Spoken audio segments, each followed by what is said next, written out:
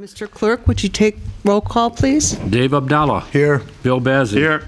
Robert Constant. Here. Lisa Hicks Clayton. Here. Denise Malinowski Maxwell. Here. Ray Muscat. Here. Tom Wenzel. Here. Madam Chair, we have a quorum. Thank you. I'd like to lead everyone in the Pledge of Allegiance today. I pledge allegiance to the flag of the United States of America and to the republic for which it stands, one nation, under God, indivisible, with liberty and justice for all. Thank you. Please be seated.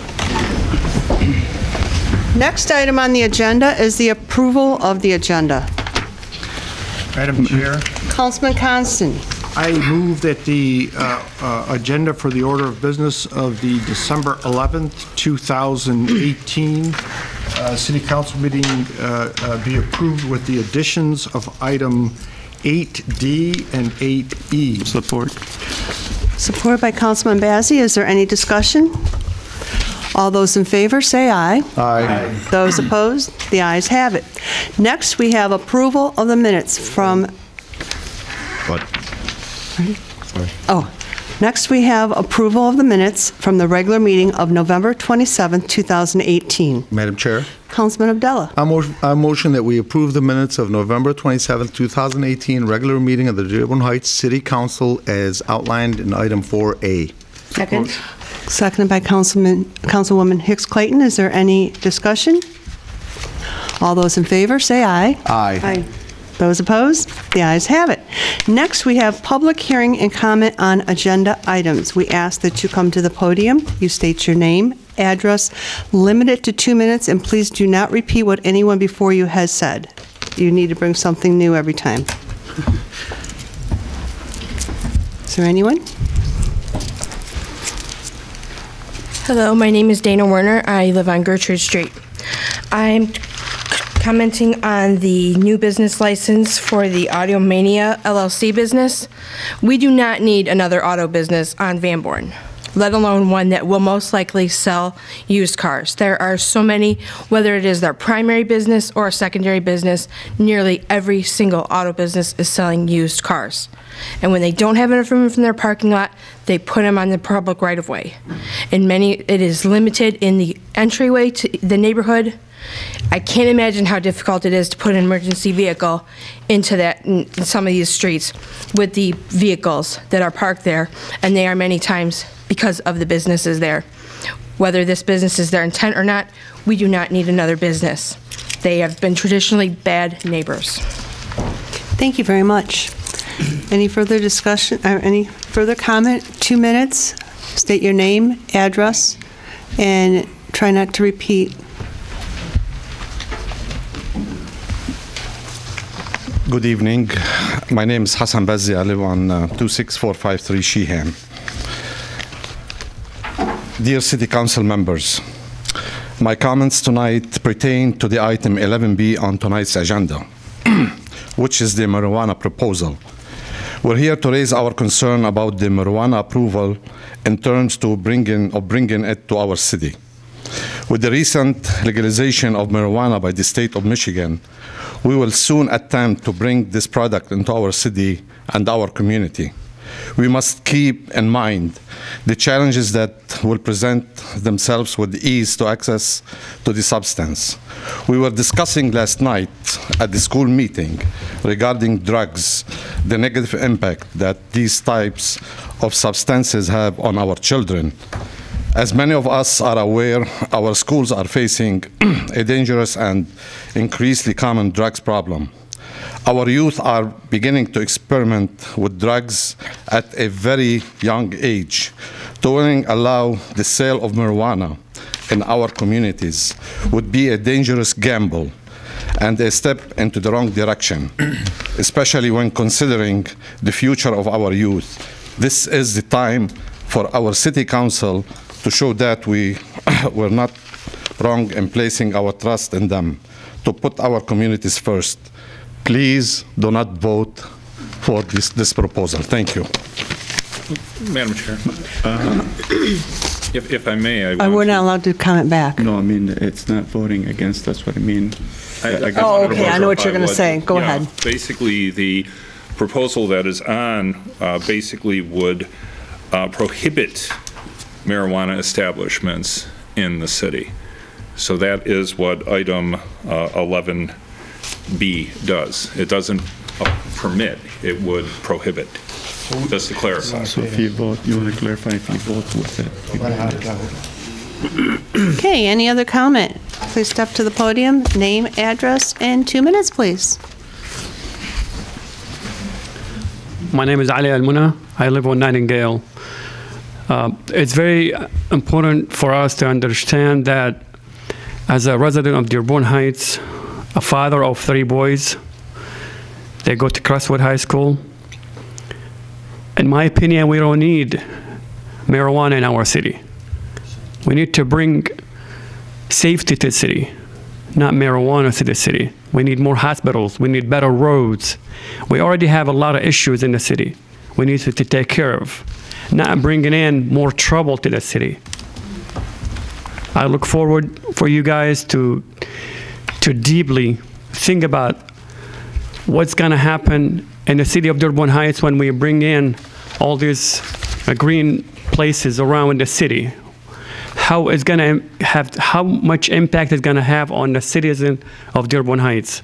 I know for fact, some residents of Dearborn Heights, they are growing marijuana in their houses. That's for fact, we know that. But we don't need it to be publicly available to everybody. If someone needs it for medical issues, they can go to the pharmacy and get it from the pharmacy as an order prescription from the doctors, and they can do whatever they need. So please, think about it twice before you decide. Thank you. Thank you. Anyone else?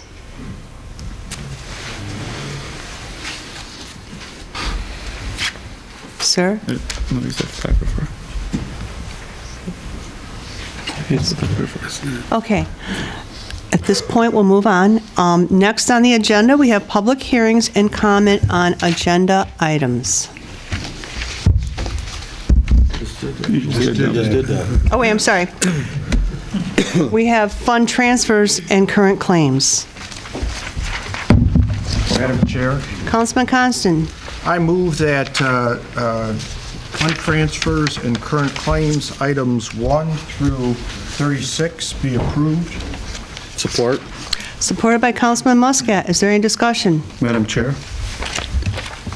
Go ahead. Councilman Abdullah? I had a question for Jack McIntyre, the Ordinance Department Director. Is he in by any chance? Okay, great. I had a question. This is in regards to the general fund item, artistic lawn service. I'm sorry. It was not artistic. It was NAGO, and they moved these around. But it was one where we had multiple bills. You know, go ahead, Mr. Bazzi. Let me find. Okay, Councilman Bazzi, go ahead. Well, Okay. Councilman and Abdullah. Again, I'm going to have my concern with some of these invoices and justify why I want to vote no for these. The first one is item 6.3. It's talking about sidewalk and weed. But then if you look at the invoice, it has nothing to do, there's no addresses on here. It's talking about removing debris. And I thought this is something that DPW has to do. Okay, I'll just keep going because I think we got to get the same answers on these. Well, that's a private property. That's not a city property. There's no address on it. It says proposals. It has proposals on the last page. Is commercial lot 200 square feet or less. Right.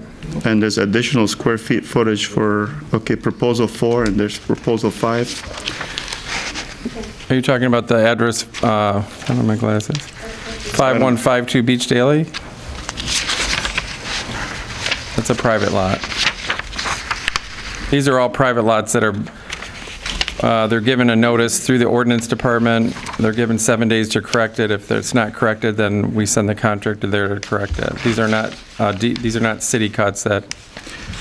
Okay, so why are we paying $6,433 if we're giving them notice if they haven't done the work? What? I guess what cost is that much? That's what it says. Isn't it per their bid that is based on square footage? Right, so Consequently, that's why they get billed the amount they get billed, and then we, in turn, bill the owner. If they do not pay it, goes as a lien on the property. last year I came before you and we did approve an increase for the contractor on just the debris, but the other items are what they've been charging, what we agreed on over 2 years ago. Commercial properties, there's a different cost for private commercial properties than there are for private residential properties. Yeah, I still think, I mean, we have on item 6.9, and there's a few grievances on here, arbitration. So I'm sure some of them looks like it was from DPW. Nope, none of them were. These are all, the ones that I've submitted with my name on them are all billed from ordinance. They're part of an ordinance violation that was created at the property. If it was for DPW, then it would have the DPW name next to it. But okay, this should be the last. There might be a couple straggling invoices maybe on the next agenda, but as far as the sidewalk goes and as far as the general grass season goes, that's been wrapped up. We're not writing up grass violations, obviously, because it's winter time, but there are a couple straggling invoices that are probably going to show up.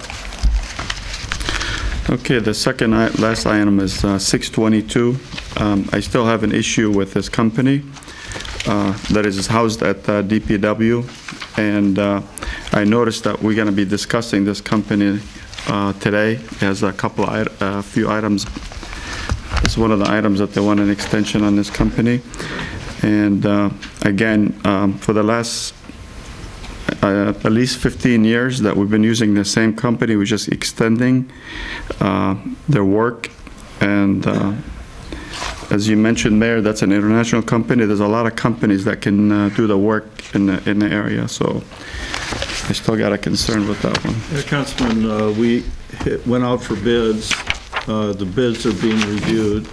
The request is for a couple months extension because the bids are very complicated, and we're also utilizing Mr. Brooks from Wayne Trim to get to understand and synthesize through the bids that were received. And that's why the request, it's just a brief extension, because we are required by DEQ to keep our commitment to the SWIPI going. Thank you, Council. Okay. Councilman Abdullah. Well, the question, it's pretty much been answered, Jack, but I just want to make sure, just to clarify, my biggest concern was, it was the same one that I had pulled out earlier. My biggest concern is why we had such late bills, because these are from August and September, and I know we had been paying artistic lawn on a regular basis, on a monthly basis, every single month. Yeah, you know, unfortunately, there was a couple bills that were there. I know one of them, a couple of them we set aside because we wanted better pictures before we paid the contractor. And so we asked them to submit better pictures to, you know, especially because some of the bills were higher. So were these properties that had been cited with citations and had not done the work, and then we came back and, Correct. and did it ourselves? Correct. Okay, that clarifies. Thank you. Council Chair. Councilman Muscat. I have a few questions. The first one's on 627. Motor fuel, all coming from, paid for by the water department. I can't assume, or I'm not going to assume, that these vehicles use all from water. That all these trucks do is just water problems. There nobody else is driving anything that goes up to pick up trash, or they put gas or fuel into the street sweepers. Got nothing to do with water. And and the amount of $26,124 from water. Again, Plant Moran had signified that water was not getting paid back. I don't like these. We've got to change this. I've said this many, many times. The water fund's being used for things that I don't ever see going back. To me, it goes on notice as far as I'm concerned. That's my statement for that one. And then I have 629. I don't know what the revised LLC is, Public Service Request Auto Setup Annual Fee.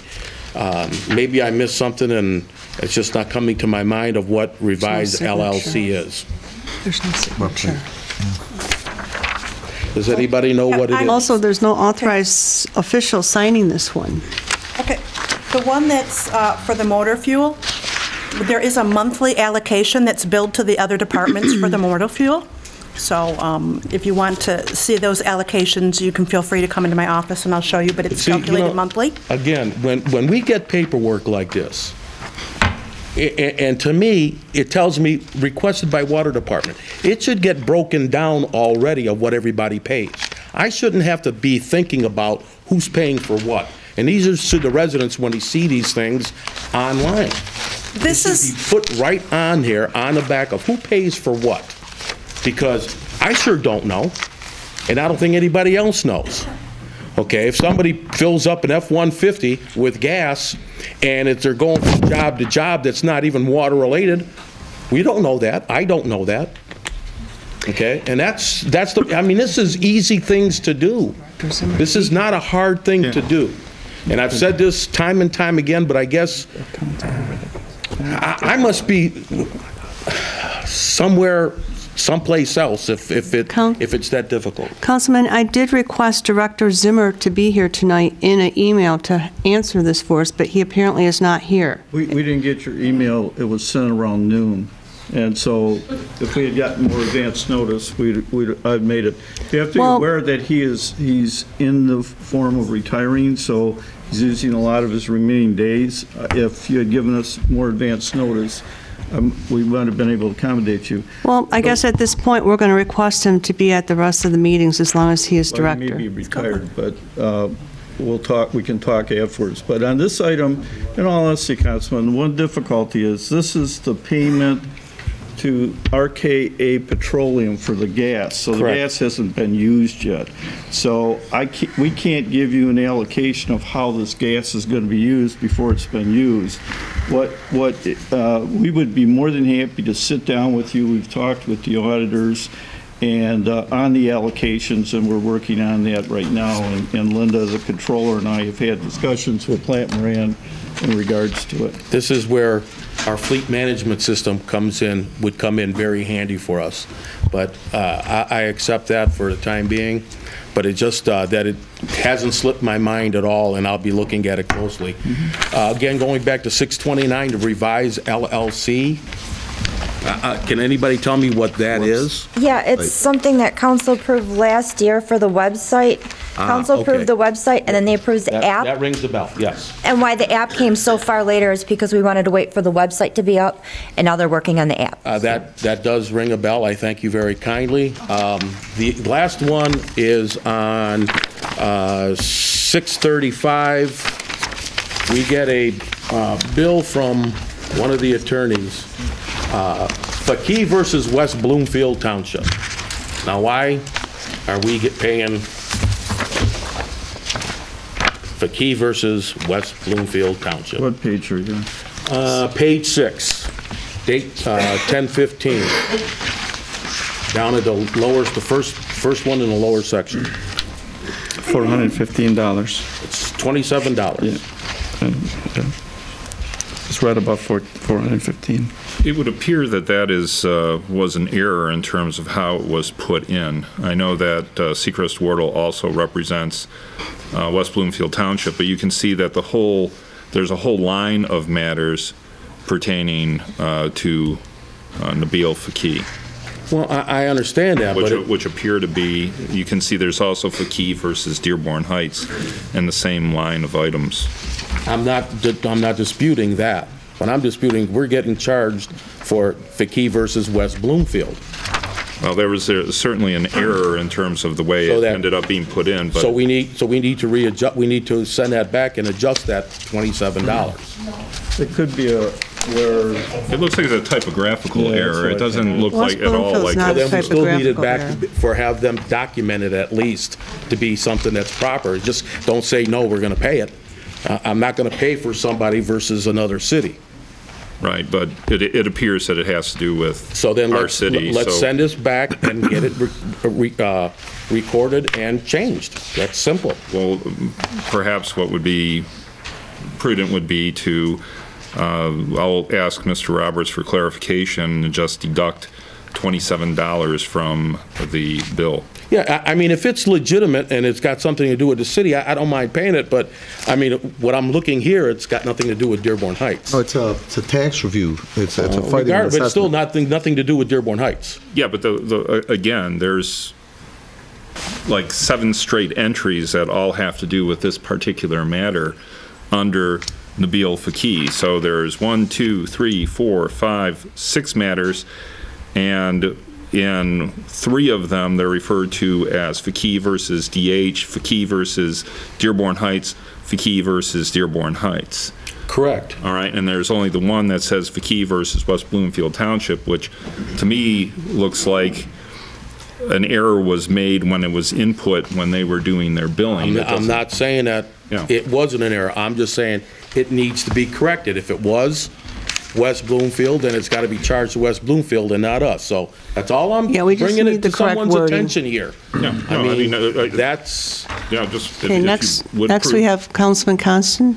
I'm also. So, you know, that's, just bring it to your attention that it's being looked at, and if it's wrong, let's fix it, and we can change it in our paperwork that it is Dearborn Heights and not West Bloomfield. Well, what I'd like to see is just remove it and have it rebuild under the correct whatever it is. I would strongly suggest if you want to hold the $27, make the change, subtract $27, but don't hold up the full. No. I would just move that one line item, the $27. I'm not going to hold and then up have them any of rebill it really. correctly. I just wanted to make a change, that's all. Mr. Mayor, can we just approve it subject to correction? Yeah, just approve it to subject to correct, and we just pass it and just make sure that it gets corrected, that's all. Follow up with... Any further discussion? Any further discussion? All those in favor, say aye. Aye. Those opposed? No. Councilman Bazey is opposed. Next on the agenda is consideration of bids. We have Public Service Administrator Zimmer, request for bids for the Old Orchard Pond Restoration Project. Madam Chair. Councilman Abdullah. I move that we concur with DPW Director Bill Zimmer, asking the Department of Public Works, requesting authorization for the city's controller office to advertise and receive bids for the Old Orchard Pond Restoration Project. Wade Trim and Associates has completed the plans and specifications for this project, and this project scope is to improve the water quality of the pond by dredging out the existing sediment from the pond and the construction of a sediment forebay for the controlled maintenance of future sediment that may enter the pond, as outlined in item 7A. And upon receipt and review of the bids, the department will forward recommendation of the awardee. Second. Supported by Councilman Bazey. Is there any discussion? Council Chair? Councilman Muscat. We're not going to pay any more than the $250,000 that's coming from the city, correct? That is what was committed, and that is what kind of delayed this, because you'll see another item, I believe, if I recall right, for the agreement, and Mr. Brooks and our attorney, Gary Miyake, and we have 2 representatives from the Civic Association, Rick Martin, the president. We've worked real hard. We've come to an agreement, and they understand that. And so this council will be receiving a lot of documents once we get the bid packages back to finalize the additional from anything that's over $250. And there will need to, also in the coming year, there will be the special assessment process. Why would we want to approve anything over $250 when we committed only $250? And I believe the previous council before this council made it clear that would be the only money that's going to be used from the other taxpayers in the city. We made it perfectly clear, I believe. No one is disagreeing with you. Okay, I just want to make it clear. Councilman Abdullah? So, Mr. Mayor, just want to get a little bit more of a timeline on this, because obviously a lot of the residents have been very concerned about this, and I've had some calls and emails regarding this. Timeline-wise, when do you expect this thing to be completed and up and running? And obviously, we're not going to hold you to that exact date, but give us an idea. Where's Mr. Brooks? Can you, I'm was back going to there. have him address that There he is. because Wayne Trim is really Thank you. our project control manager on this. Excuse me. A lot of the schedule depends on the special assessment process. Once we receive bids in 19 or 2019, they'll have to go through the special assessment process. And once that's been approved, then we can officially award the bid. I don't see construction starting until late spring, early summer, so it will be completed next year. It will be completed before the next winter then? Right. And Before then next winter, correct? Right, it'll be completed in 19. And the special assessment process should take 3 to 5 months. It depends on how this body meets, and normally after you end up having the meeting, the necessity determination as well as the role approval, you give about 30 days for people to take appeals. And then if that all goes smoothly, then we can start doing everything at that point. Okay, beautiful. Thank you. Any further discussion? Madam Chair? Councilman Constant? This council and the last council debated this and talked about it a lot, and I'm glad to see we're moving forward. It'll get the whole historic operation there and the water flowing again, and I think it'll be a big improvement. Okay, thank you. Any other comment? Discussion? All those in favor, say aye. Aye. Those opposed? The ayes have it. Next, we have reports from Mayor. Our annual permits and performance resolution for special events and work to be performed on Wayne County roadways of way in Dearborn Heights during 2019. Council Chair? Councilman Muscat. I move the council approve the annual permits and right-of-ways for county road right-of-ways in our jurisdiction during 2019, and to direct the mayor and the clerk to sign the required permits for this project outlined in 8A. Support. Supported by Councilman Abdullah. Is there any discussion? All those in favor say aye. Aye. Those opposed? The ayes have it. Next, under reports from Mayor, we have Public Act 202. Madam Chair, Councilman Abdullah. I move that we concur with Mayor Dan Paletko in approving the attached PA 202 corrective action plan and the supporting data that was discussed with our council on December 5th, 2018. This document will need to be approved by us at this meeting, obviously, then signed by the mayor in order to file the information timely with the state in December. This is as outlined in item 8B. And we had a study session, obviously, on this, so Right. thank you. Support. Supported by Councilman Constant. Is there any discussion? All those in favor say aye. Aye. Those opposed? The ayes have it. Next, under reports from Mayor, we have Warren Valley Golf Course Consultant Agreement. Council Chair? Councilman Muscat. Before I make a motion, I do believe, I made my preference that I thought the gentleman that came here had a good reputation, but I do believe that other council people requested to have other people here, so yeah. I'm going to strongly ask we go back and visit this at a study session, because we don't get anybody else here. We got to get more people according to what we asked for. Okay, let me talk. At this time, I do remember giving the mayor direction to go out for other RFPs on it. Have you done so, Mayor? No, because there was no I'll answer to a motion, but I didn't quite understand that being the full body. At least I didn't get that interpreted. But did you ask? Yes, you did. One of the difficulties is we will lose this particular gentleman if we go out for RFPs. Yeah, and he relayed that to Mr. Miyake while we were putting the contract together. We still need to go out. And we need to follow the direction. Councilwoman Hicks Clayton. I would like to make the motion to move to refer this back to the administration. Second. Because we did have a study session. Okay, we will just make that, please. Yeah. Second by Councilman Abdullah. Any other discussion? Madam Chair. Councilman Abdullah. Yeah, I know we met Mr. Jim Dooling and seemed like a nice guy and everything, and he had a pretty good historical resume. But from my perspective, I definitely wanted to see 2, 3, maybe even 4 other options. Now, where you find these, You know, honestly, I don't know. Like I mentioned, I'm not a golfer. I don't know how we're going to find it, but we got to have other options just to get something new, something, you know, much more powerful to get this place up and running and profitable for us as a city. I mean, I love the buy for us as a city, but I want it to be a successful golf course, just like, of course, you do and the whole council does. And to have just one choice, for me personally, it was almost impossible to make a decision based on just one choice.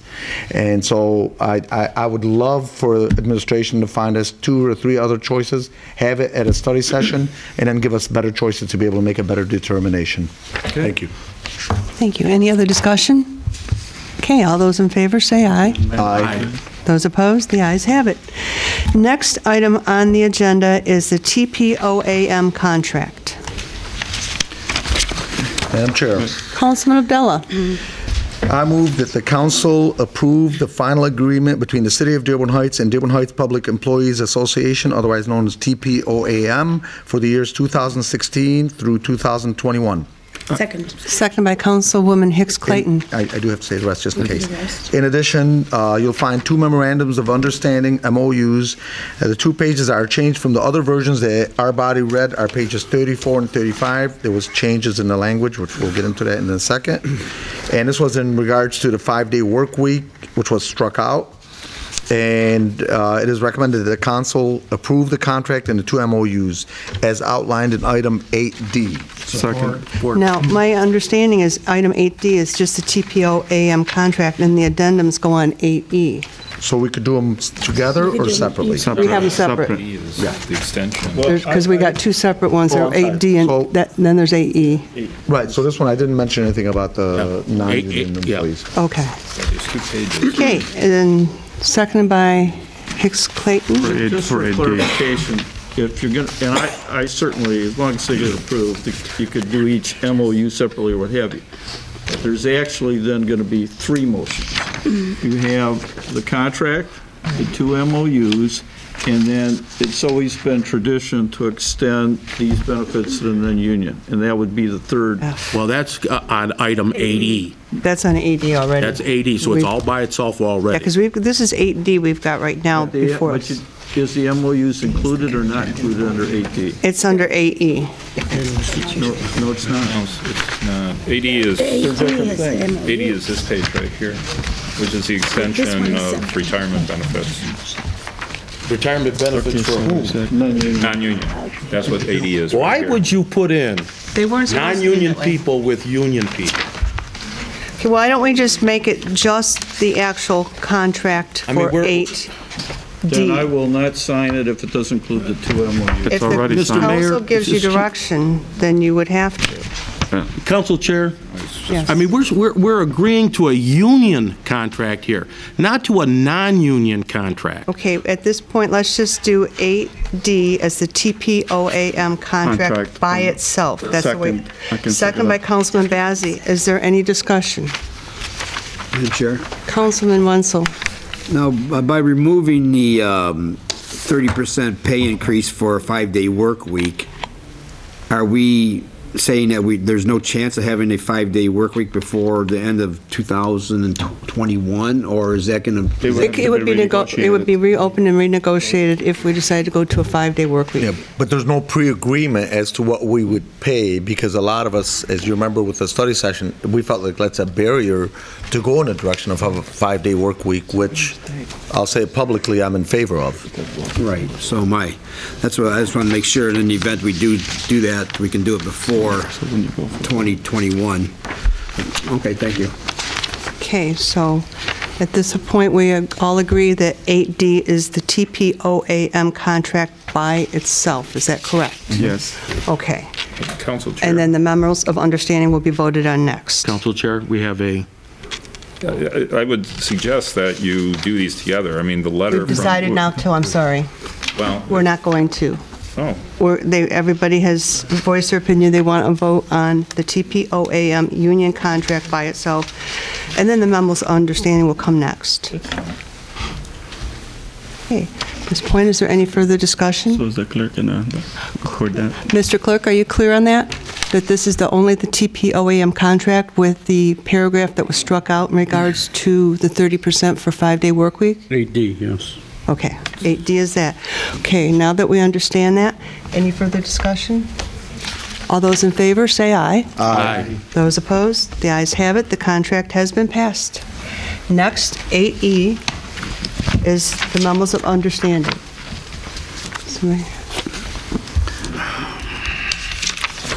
Madam Chair? Councilman Abdullah. I move, as a council motion, that honorable body approve the DHPEA agreement and extension of benefits with the exception of pension benefits to the non-union employees of the city of Dearborn Heights. The new DHPEA agreement is again on the city council agenda for 12/11/2018. In order for the non-union employees to receive the pension benefits that were extended to the union, an actuarial report is required as well as an ordinance change. And it is asked here that the body extend the pension benefits to the non-union employees of the city of Dearborn Heights, and further asked by Mayor Dan Paletko that we read the first draft of the ordinance that reflects these changes from Corporation Counsel Miyake as outlined in item 8E. Point of order, Madam Chair. I thought we were going to vote on the 2 MOUs. If I may, Council Chair. That's going to be F probably then, because... This is why I raised the issue. The issue is that your 8D basically refers to both the memorandum of understanding and the contract. 8E is just the entirely different item. You would have had to have an 8D, 8E, and 8F to have done things the way that you were envisioning. And that's why I tried to raise the issue, but... Right, because I did say we did need an 8F. Yeah, but... For the 2 memos of understanding. This one is for the addendum, right? Yes. No, well, 8E right now is this item, and 8F doesn't have anything else with it. And 8D makes reference to the memorandum, as does the letter from the TPOAM. And the reason I raised it is because it says this agreement and the 2 attached memorandums of understanding represent our final agreed position. Gary, just for clarification, and I just verified with 2 council people, we did not receive any MOUs. No. Unless somebody else has received it. I haven't. I didn't either. There isn't anything... In the email. No, I'm serious, Mr. Mayor. No, we gave them on the last package. The whole entire thing. The only thing that touches this is you only received 2 pages for the contract.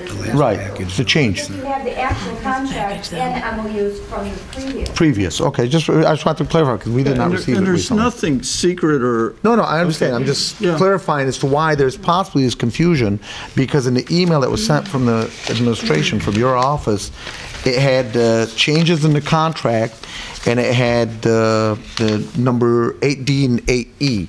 But there was no MOUs attached. So what I'm suggesting is that's probably why there's the confusion that we're going through right now. Yeah, that's fine. Because we're trying to just what we had. Yeah, but the MOUs and the contract were previously provided to you, and what you've been provided with appears to only be the latest communication from the union, as well as the changes that the union had agreed to on those 2 pages with crossouts, which is, I believe, from the same document that was on your agenda last time. Yeah, there were no changes to the MOU language. And I understand. But also that, I mean, it mentions MOUs, but what is it, MOU 1, 2, 3, 1,000, 2,000? We don't know what it is. I mean, it just said, no, I know, but it doesn't say what it is on this contract. Can we put the MOUs on the next agenda then, and that will be... If you don't approve this, we got to go get new Well, actually, we're talking between, we approved the union contract already. We've already given you direction to sign that. The MOU and the union contract are tie-barred, they are together. If you approve one and not the other, you don't approve it. What do we have an 8E for then, for us to vote on? It's dealing with the non-union. Well, I understand it. I guess that's what we were talking about, right? That's the extended pension benefits to non-union. I understand that, but we got to 8E, and this is when everything started. So we approved the other stuff. Now we're doing 8E. You haven't approved the MOUs. The MOU, Madam Chair. We can put the MOUs on F. I understand what you're saying now. The MOUs, if you read 8D in the cover letter, it's included. I mean, it's when you said as included. As outlined in 8D. Outlined, it covers that. It's in here.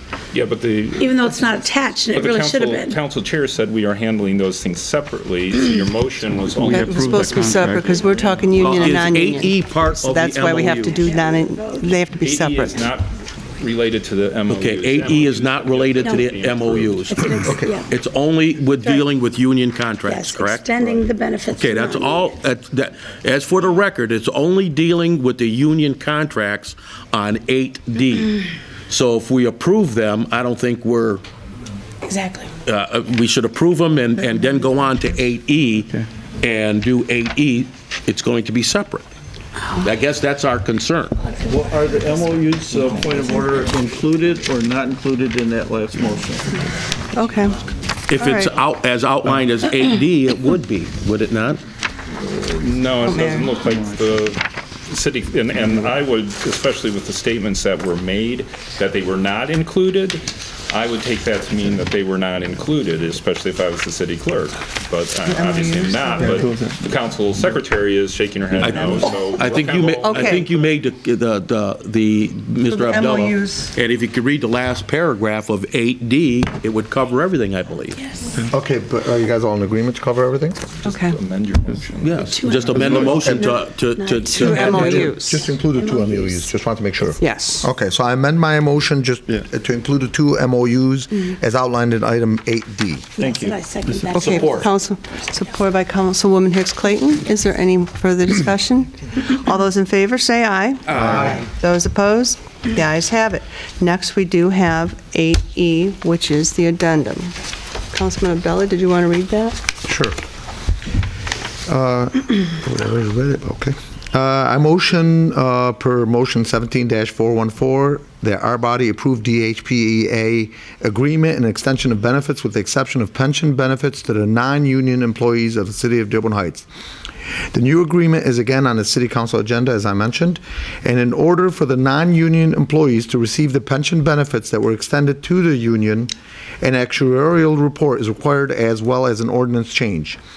The report was sent out via email on November 7th, and Mayor Dan Paletko is asking our body to extend the pension benefits to the non-union employees of the city of Dearborn Heights. And further, he asks that we read the first draft of an ordinance that reflects these changes from Corporation Counsel Miyake as outlined in item 8E. Motion fails, no support. Next item on the agenda is Can we reports. discuss this? No one seconded it. There's no second failed. discussion. So at this point, we're going to go to reports from city officials. We have City Clerk Prusevich, annual publication, amend notice of meetings are required under Public Act number 267, Public Acts of 1976. Not just the directors that are non-union. Okay, point of order now. We have moved on. We are on 9A. All right, Madam Chair. I'm sorry, Madam Chair. Councilwoman Hicks Clayton. Yes, Madam Chair, I move that we approve and authorize the city clerk's request to publish the attached annual publication amended notice of meetings as required under Public Act number 267, Public Act of 1976, as outlined in 9A. Support. Supported by Councilman Bazey. Is there any discussion? All those in favor say aye. Aye. Those opposed? The ayes have it. Next, we have Corporation Counsel Miyake, agreement with River Oaks Estates Community Association regarding proposed special assessment. Madam Chair. Councilman Abdullah.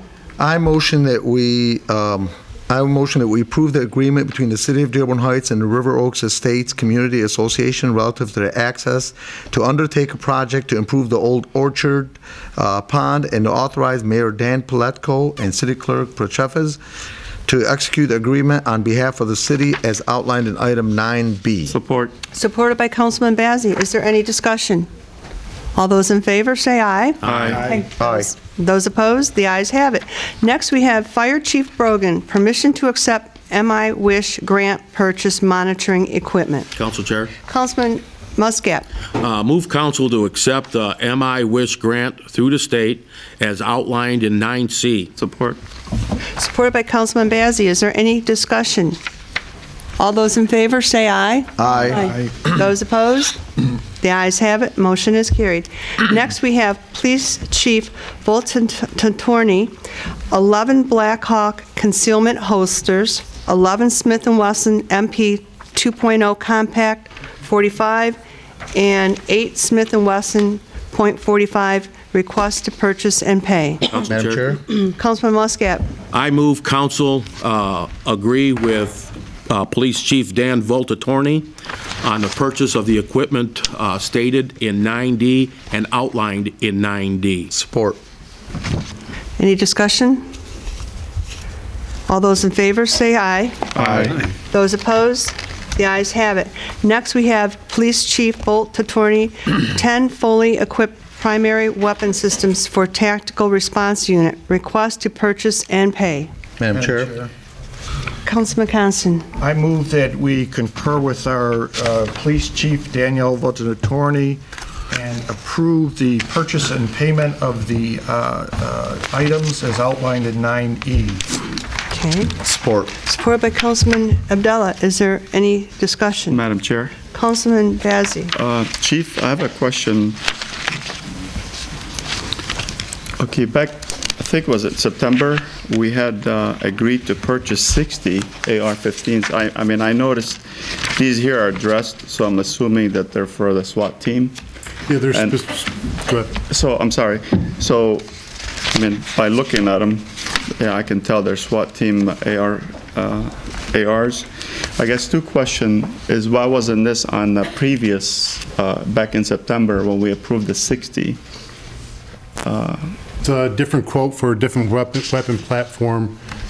These weapons are only going to be used by the SWAT team members, the other ones for the officers in regular road patrol duties. So, okay, thank you. The difference. Thank you. The second question is, what are you going to do with the old MP5s? We're going to, we're limited on some of them to transfer them to a dealer that's able to handle Class 3 licenses. And then the funds will be returned back to the forfeiture fund. So we'll get rid of those. Thank you, Chief. Okay. Any further discussion? All those in favor say aye. Aye. Those opposed? The ayes have it. Next, we have Police Chief Voltatorni, Motorola annual lease payment for portable radios. Chair. Councilwoman Hicks Clayton. Thank you, Madam Chair. I move to concur with Police Chief Dan Voltatorni and approve the payment for Motorola in the amount of $19,369.49 for the annual lease payment for the portable radios. This amount is an annual fee and is taken out of Police Department's contractual services account as outlined in 9F. Support. Supported by Councilman Bazey. Is there any discussion? Madam Chair. Councilman Odella. Just for technicalities, the name is spelled wrong on this, so we already have enough hard time pronouncing the name. Here it's Voltatorni, so I just want to have it corrected. Well, I just want, it was a test to see if you caught it. I caught it.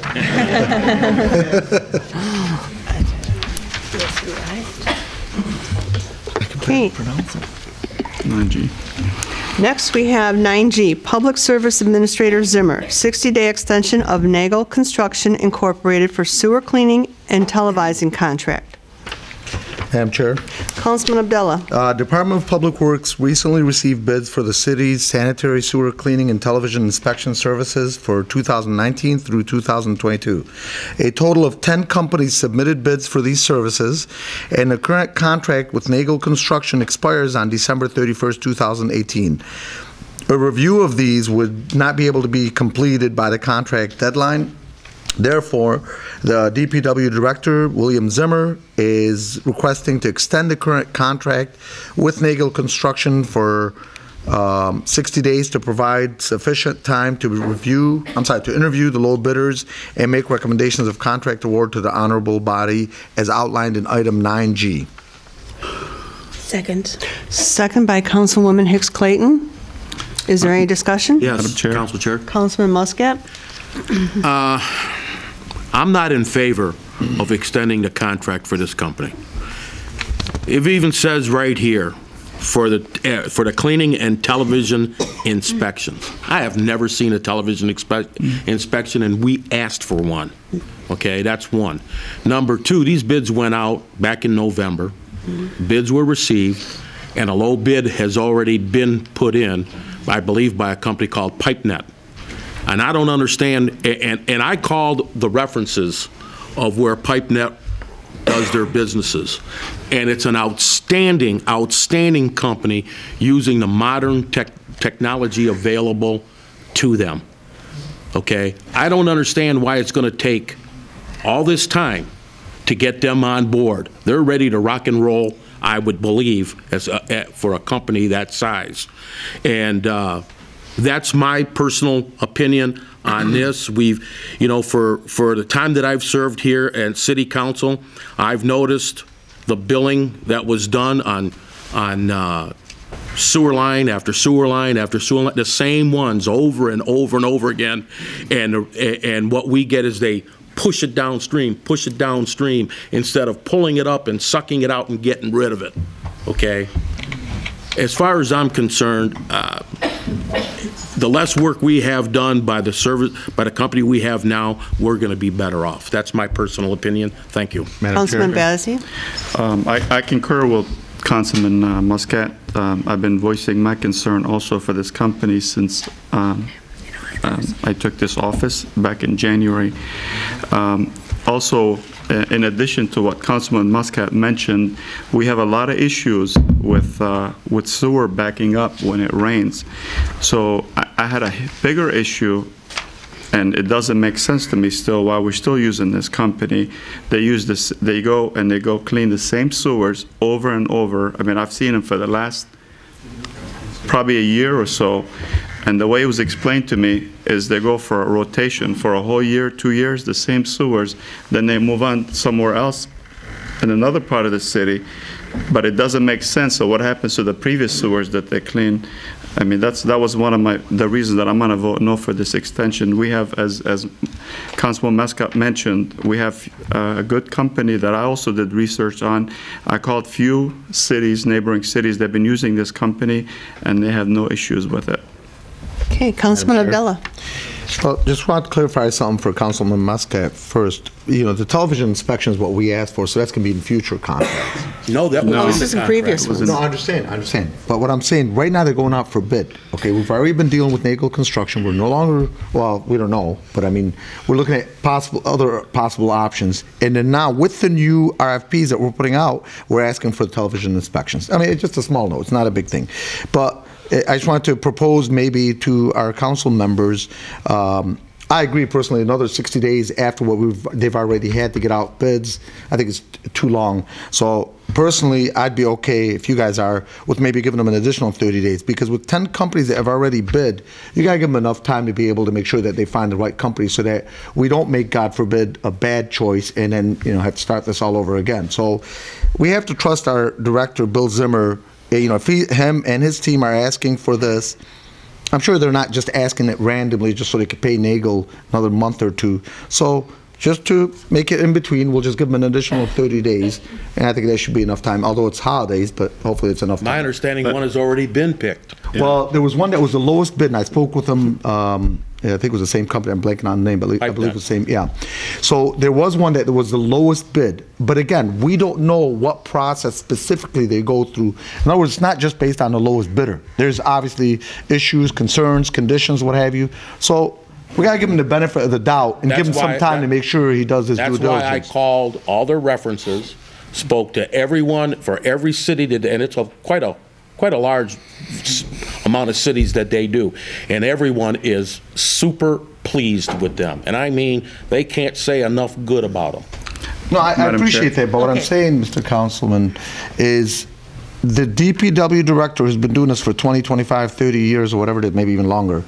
You know, he wants to do his due diligence. I mean, let's give him the benefit of the doubt to check this out for additional time. I mean, give him 30 days. I don't think it would hurt. Unfortunately, I understand he's in the process of retiring, so he's only going to be here a few more weeks anyways. I said him and his administration. I think you're you haven't really touched on the point.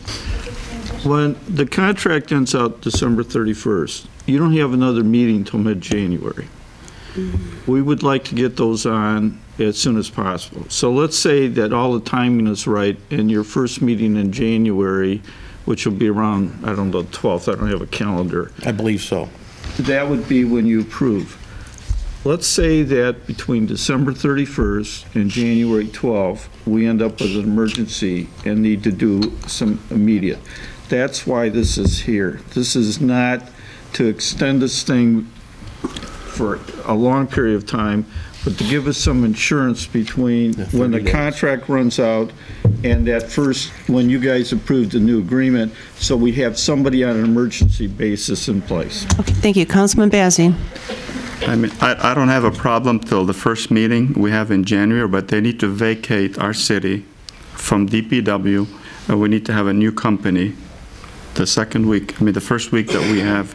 I mean, I don't have a problem extending it till that day, till the first meeting that we have. 30 days, as Councilman Abdallah. At the most, but they do need to move on. And, you know, that company, nobody's heard of it. And they've been parked at DPW for I don't know how many years. And it's ridiculous. We need to get a company that has been used by different cities. And the company that Councilman Muscat mentioned, like I said, I've called multiple cities that they've been using this company for years and very happy with them. And I've seen some of their work. Madam Chair. Council? Yeah, may I suggest through the end, just if you're going to say 30 days, make it clear just through the end of January 2019? No, we'll do it till the next meeting maybe. Yeah. That's 30 days. Well, that's the second. Even that's not potentially end of being able January. to have a contract put together, I don't know what's ended up actually even being put together. And if you have a new provider, you don't necessarily know if they are going to look at things the same way. You could say this is the contract. They could say, no, this is not acceptable to us. And then we could be back in the same bind. No one who's going to end up doing the work for. Well, they put on, you guys put an RFP, so whatever it says in the RFP. I hope you guys spelled it out. Involved in the RFP process, and they don't always necessarily have the contractual document done. Maybe they did, but unlike something which is like a standard bid spec for, like, for example, you have an architectural type of standard form agreement. A lot of times those are included in something that's a smaller project. This is a services situation. This is not just an improvement. It might be proved to end up being a problem, but that would be my recommendation through the end of January 2019. I guess we should have prepared with more time because we knew this was coming up. We've been talking about this for months. We've been talking about it for months, and we should have put this RFP out months ago. And make it. Well, we've got to cover our bases for sure, and I'm gung-ho on. Excuse me, we got Councilman Muscat speaking here. I'm gung-ho on not, giving them more time than necessary, because this has been a sticking point for myself for 3 years, and now Councilman Bazey has taken up the rope on it, and I appreciate that very kindly. But we do still have to make sure that we're covered, because all we'd be doing is hurting the citizens if we had a backup somewhere and we didn't have anybody to go and clean it. So that's really, I never stop to think about that, and that's why it's always wise to have communication with everybody so we know everything that's going on. And I'm going to thank the mayor for bringing that up, because it's a good point to make. Could we state that it would be for emergencies only for the next 30 days? Well, I don't think that would be a wise idea either. But if we would keep it on till through the month of January only. I mean, we're taking almost 10 days off of this instead of 60 days. It's like 50 days, I think. I'm not too sure. But I never really thought about that in my thinking process today. Okay. So I would support Councilman Abdallah if he changed it to the end of January. Councilman Constant? Chair, and I agree, because this is a big ticket item, So the details of the new contract, if there's going to be one, are going to be very important. If there's a rush, it's got to be an arm's length transaction, so we don't get rushed into something that is not on good terms for the city. Because, in the previous contract with the other company, basically, all it stated is how much they would be able to charge per what job they did. There wasn't a whole lot to the contract, what I read, because I went back for years. And every year they just kept extending it. And there was really no contract with the previous company, Pipeline. I couldn't find anything more than 1 page long. So it can't take that long. Well, yeah, but depends on what they want to provide. Or I mean, what they, this is how we've done it in the past, though. I mean, there was no big. But if we're going to be bargaining, all I'm saying is if we're going to be bargaining with them, if they know that there's a rush on it, they'll say, look, here's take it or leave it, or, Well, no, they've already stated what the prices are going to be. And it's 20%. We 20 to 25% cheaper in the minimum. Yes. But that's a lot of money. I mean, they charge us $500,000 in just this year. A lot of money. And we don't want $500,000. We want the contract to be worked out and to be at, like I say, arm's length, so that we're not, ended up bargaining against ourselves. Well, like I said, this company Pipeline we have right now, we really don't have any kind of contract with them. All we have is a sheet of paper that tells us what they charge for what service they provide and how much per foot. So for the money involved, we'll want that in the new contract. Madam Chair? Councilman Abdullah? Just want to, one of the DPW representatives probably wants to say something regarding this. I'm sorry, go ahead. Madam Chair, this extension is for up to 60 days to give us a chance to still clean the sewers. They have to prepare end of the year DEQ reports. Because this is the last meeting of the year, it's why we can't bring nothing forward, because it was too late to get on the agenda to review it so quickly and get on the agenda was not going to happen. So this is an extension for up to 60 days, so we cannot go without sewer cleaning.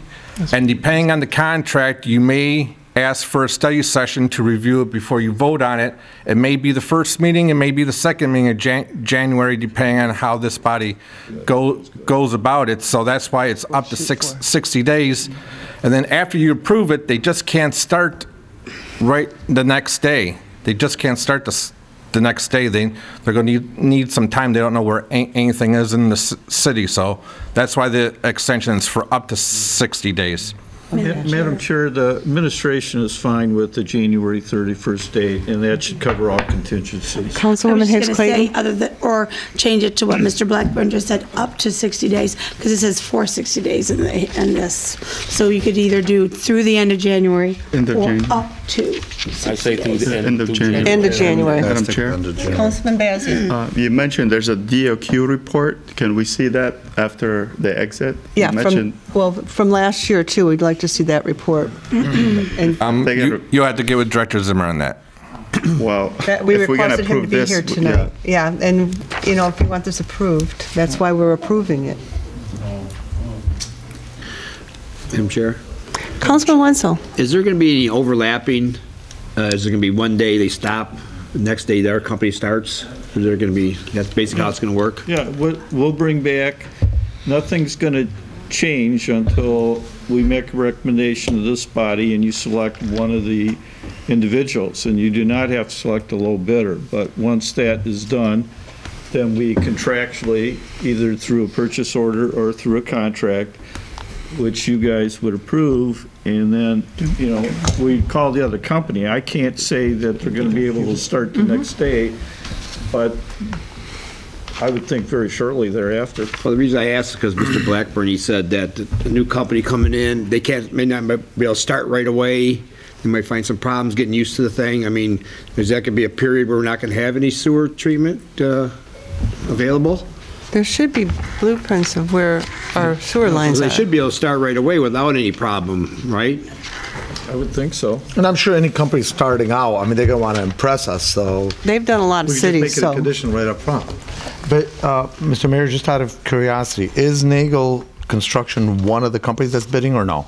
They did bid. I think they came in third, but this is one of the issues, is that both the director and Mr. Brooks told me that there were things defined, and so it's like, it's not strictly just the price. It's the availability, what you're going to do, the service, and so they had to go through to make sure that they were comparable and that somebody wasn't saying, well, here's a cheaper price, but you don't get item A and B. Correct. So they had to go through all that, and that's what they're doing. Compare apples to apples.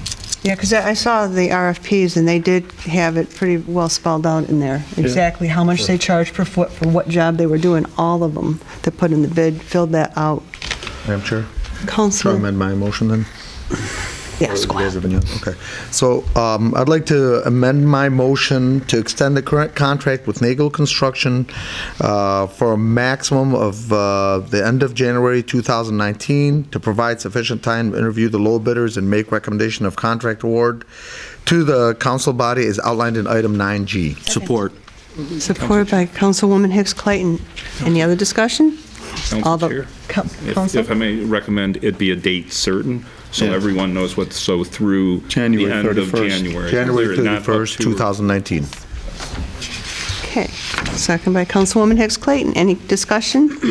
All those in favor, say aye. Aye. Those opposed? The ayes have it. Next, we have Public Service Administrator Zimmer, 2018-2019 water budget. We also have... Okay, we've got a motion up here. I'm sorry. Okay, motion fails. Well, I didn't get a I didn't hear what was going on. Madam Chair? Okay, I am reading Public Service Administrator Zimmer, 2018-2019 water budget. Madam Chair? Councilman Abdullah. I make a motion that we approve the water budget for the fiscal year 2018-2019, which includes a proposed rate increase, which will take effect January 1st, 2019, as outlined in item 9H. Support. Supported by Councilman Constant. Is there any discussion? Madam Chair? Councilman Bazey. We already increased the water rates this year. I don't know how we're increasing them again the second time this year. And this should have been discussed when they had the budget meeting back in May. So I'm going to oppose that. Council Chair? Councilman Muscat. I know we have Plant Moran here, but we usually have a public hearing on the water budget. And we didn't have a public hearing on the water budget. And we didn't give ample time for people to hear about the water budget. So I don't understand why this even came on without having that, since there wasn't a public hearing on the water budget. So I don't understand why this was put on without that. That's my contention. I mean, we can hear from Plant Moran. She's obviously here. But we can hear from her, then we can consider what we're going to do. We've got a motion on the table. I may be mistaken, and if I am, I certainly would apologize. I'm not aware of having public hearings on the water department budget. On the regular budget, it's required by charter. I don't know of anything in the charter that requires a public hearing on a water department budget. I believe we've had them in the past, haven't we? Well, it may not be officially a public hearing. Had a study session. It's a study session where public comment is allowed, and I don't think, that's, I think what we're talking about, maybe. You want to move it to a study session? I would rather see it go to a study Yeah. session, Okay. yes. All right. My opinion only. All right. second. Okay, Councilman Abdullah seconds it. Any further discussion? Sorry, we missed that. All those, What's the pardon? motion? There's a motion to move it to a To move to a study. study Motion to move session it to by a study- Councilwoman Hicks Clayton. Who seconded? I did. Councilman Abdullah. Okay, all those in favor, say aye. Aye. Those opposed? The ayes have it. May I just add in, the public has a right to be able to review these. I know it's posted on the website. Let me finish. Whatever day. May I just? No. I wasn't finished. Oh, I'm sorry. Go ahead. Go ahead, Madam Chair. I'm hearing a lot of grumbling, and I don't think it's right. It's a disservice to the public. Go ahead, Madam Chair. No, just go ahead. Never No, mind. go ahead. No. I lost my I train said of my thought. piece. You interrupted. I'm sorry. I said my piece because I hear the grumbling, and I can tell you, we're elected to do what's best for our residents. We're stewards of the taxpayers' dollars, the water rates included, and we have always, always, always had a study session that I recall. I'm not going to debate this. I have the floor, and I think the residents have the right to have it notified, posted, and come into a study session if they choose. That's it. That's all I'm going to say. Okay, thank you. Next, we have ordinances and resolutions. Councilman Muscat, second reading of proposed ordinance H-18-07, marking of city-owned vehicles with city seal. Council Chair, Councilman Muscat. point of order. I don't think we voted on the last item for it to move to a study session. We did. We did. Lisa interrupted me before I could finish announcing it. I'm sorry. And I was, yes, I apologize, Madam Chair. Then I move that ordinance number H-18-07 be read for the second time with the change in section 2.1, subsection C1, vehicles used by the city police department. All vehicles not to be included under this exemption if ever used by city employees, elected official, or department head for a purpose other than city police department operations, as outlined in 11A. Second. Seconded by Councilman Bazey. Is there any discussion? All those in favor say aye. Aye. Those opposed? The ayes have it. It's carried. Next, under petitions from citizens, under ordinances and resolutions, we have Corporation Council Miyake, proposed ordinance H-18-09, adding City Code Section 8-60, prohibiting marijuana establishments. Madam Chair, Councilman Abdullah. I move that we agree with Council Gary Miyake, move the ordinance number H-18-09 be considered read for both the first and second time and be adopted on an emergency basis, it being declared that this is an emergency action which is necessary for the reasons stated in the ordinance as outlined in item 11B. Second. Supported by Councilman Bazey. Is there any discussion? Madam Chair.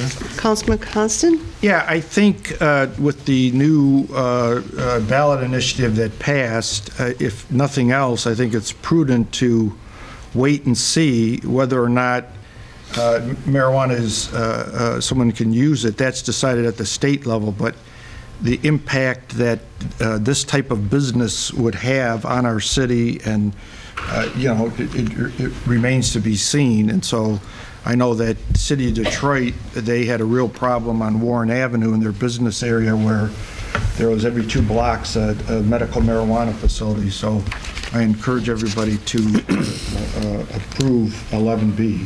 Council Chair. Councilman Muscat. I just want everybody to know this was a very difficult decision to make for me. I see the pros and cons of this, and I've received, I can't tell you how many phone calls and how many emails, and it got to the point where I wanted just to turn my phone off and turn the emails off. It's pretty well divided down the middle in the city of Dearborn Heights. But after looking at everything, the tabulation came out that people don't want it in their neighborhoods as far as a business type thing, knowing fully well that people are growing it in their homes and they can go like to, I believe, I don't know if Garden City okayed it, they can go to Garden City.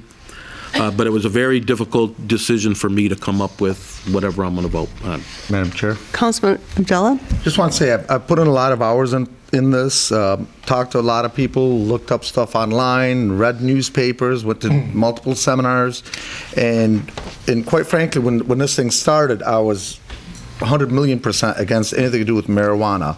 I became a lot more open-minded about this as I and I'm sure other council members read more and more and more. But it's consistent that I've had from a lot of residents that have contacted or emailed, like you mentioned, Councilman Muscat, where a lot of the residents, at least at this particular point, do not want to earn our community. Now, there's been some neighboring cities that it looks like they're going in that same direction also, and very little cities have opted in as of now as that I am aware of.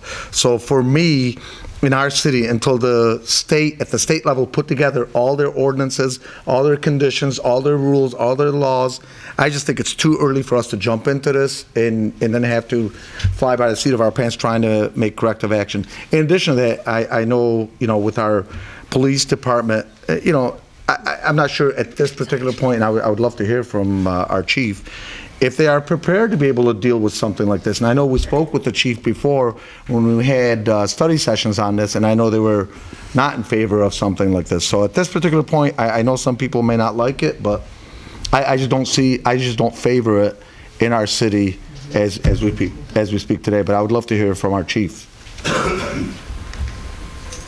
Go ahead, please. I don't, jumping into this right away and allowing, or I agree with what Council Miyake has proposed here. It gives us an opportunity to think about what we want to do to our city, where we want to go, gives the state a chance to get their thoughts and their systems in place. I too have received many calls from people that do not want marijuana in our city. I agree, it's a change for all of us. We're still working on procedures in our department, how we're going to deal with it. So, you know, for this body to just say, hey, we're going to jump in and let's get ahead and marijuana is the best way to go, it's not proven yet. Let's take our time and make a good decision. Okay, Corporate Counsel, I've got a question. Sure. I understand that if we opt out of this, it's possible it could go on the ballot next November anyways and be voted on. Is that true? It's possible that there can be a citizen initiative with regard to this. Because my understanding is if we opt in to do it, we have more control than if it goes to the ballot, then we lose any control if the citizens do vote it in. I would say that that's incorrect, because right now you have no idea exactly what is going to happen. Part of the reason that I've recommended this ordinance is from the standpoint that it would prohibit marijuana establishments within our boundaries for the time being. We can always study it, and this body would end up then being able to change its mind in the future after appropriate study. But right now, we don't know exactly what's going to happen. There are no administrative rules. The state has to end up coming up with administrative rules. And if you don't act in an appropriate way, the city can end up being stuck in kind of a trick bag where essentially someone can make an application to the state. Then when they make the application to the state, if it's not acted on within a certain amount of time, or if the state doesn't adopt its rules within a certain amount of time, then it falls back on us. We have no rules to end up making a decision one way or the other, and if we deny a license, then we potentially end up denying someone due process. So in this situation, it allows us to say, we're putting everything on hold. We'll look at it more closely if we want to opt in the future. But now we are in a position where we have to opt out.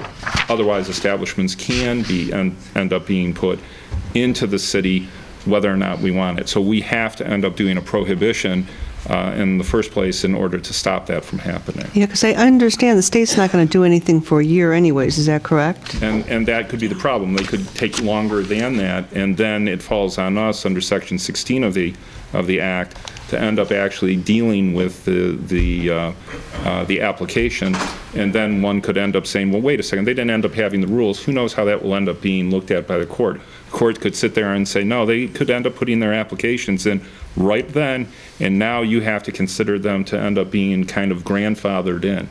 And that would be the argument that would be problematic in this type of situation. So that's why we strongly recommend that you adopt this ordinance on an emergency basis, because it will allow this body and the city to end up making a decision about this in a more deliberate, thoughtful fashion, without all of a sudden potentially being stuck having to allow these establishments without really thinking that through and wanting that to happen. Okay, thank you. Councilman Constant. Well, just to echo what everybody's saying, and I have a sister that's an attorney in Colorado, I think the best approach is to wait and see. If there was another statewide initiative that changed the law, we at worst would be in the same boat as, you know, our other surrounding cities that have opted out. I just wish this was a ballot initiative. Kind of hard for some people to say yes or no on what the citizens want. But again, that's what we get paid to do, so. Madam Chair. Councilwoman Hicks Clayton. I just have a few questions. So, okay, so what you're saying is this is our first and second reading emergency, considered emergency, effective immediately on publication. Of course. So let me ask you, because if, let's say you opt in or you opt out or you don't do anything, right? Or is that, what's the deadline? What's that cutoff, that hard line date? If you don't opt out, then you can be treated as opting in. It's not like it used to be. It used to be that you would have to opt in. With this new law, you have to actually positively opt out. And it doesn't prohibit marijuana from, recreational use of marijuana in the city. It just prohibits these types of establishments. Right, right. And of course, like you had said, Madam Chair, I checked with MML. They said it was anticipated a full year before we see retail establishments. I know they have a training coming up that's complimentary for elected officials actually next Tuesday.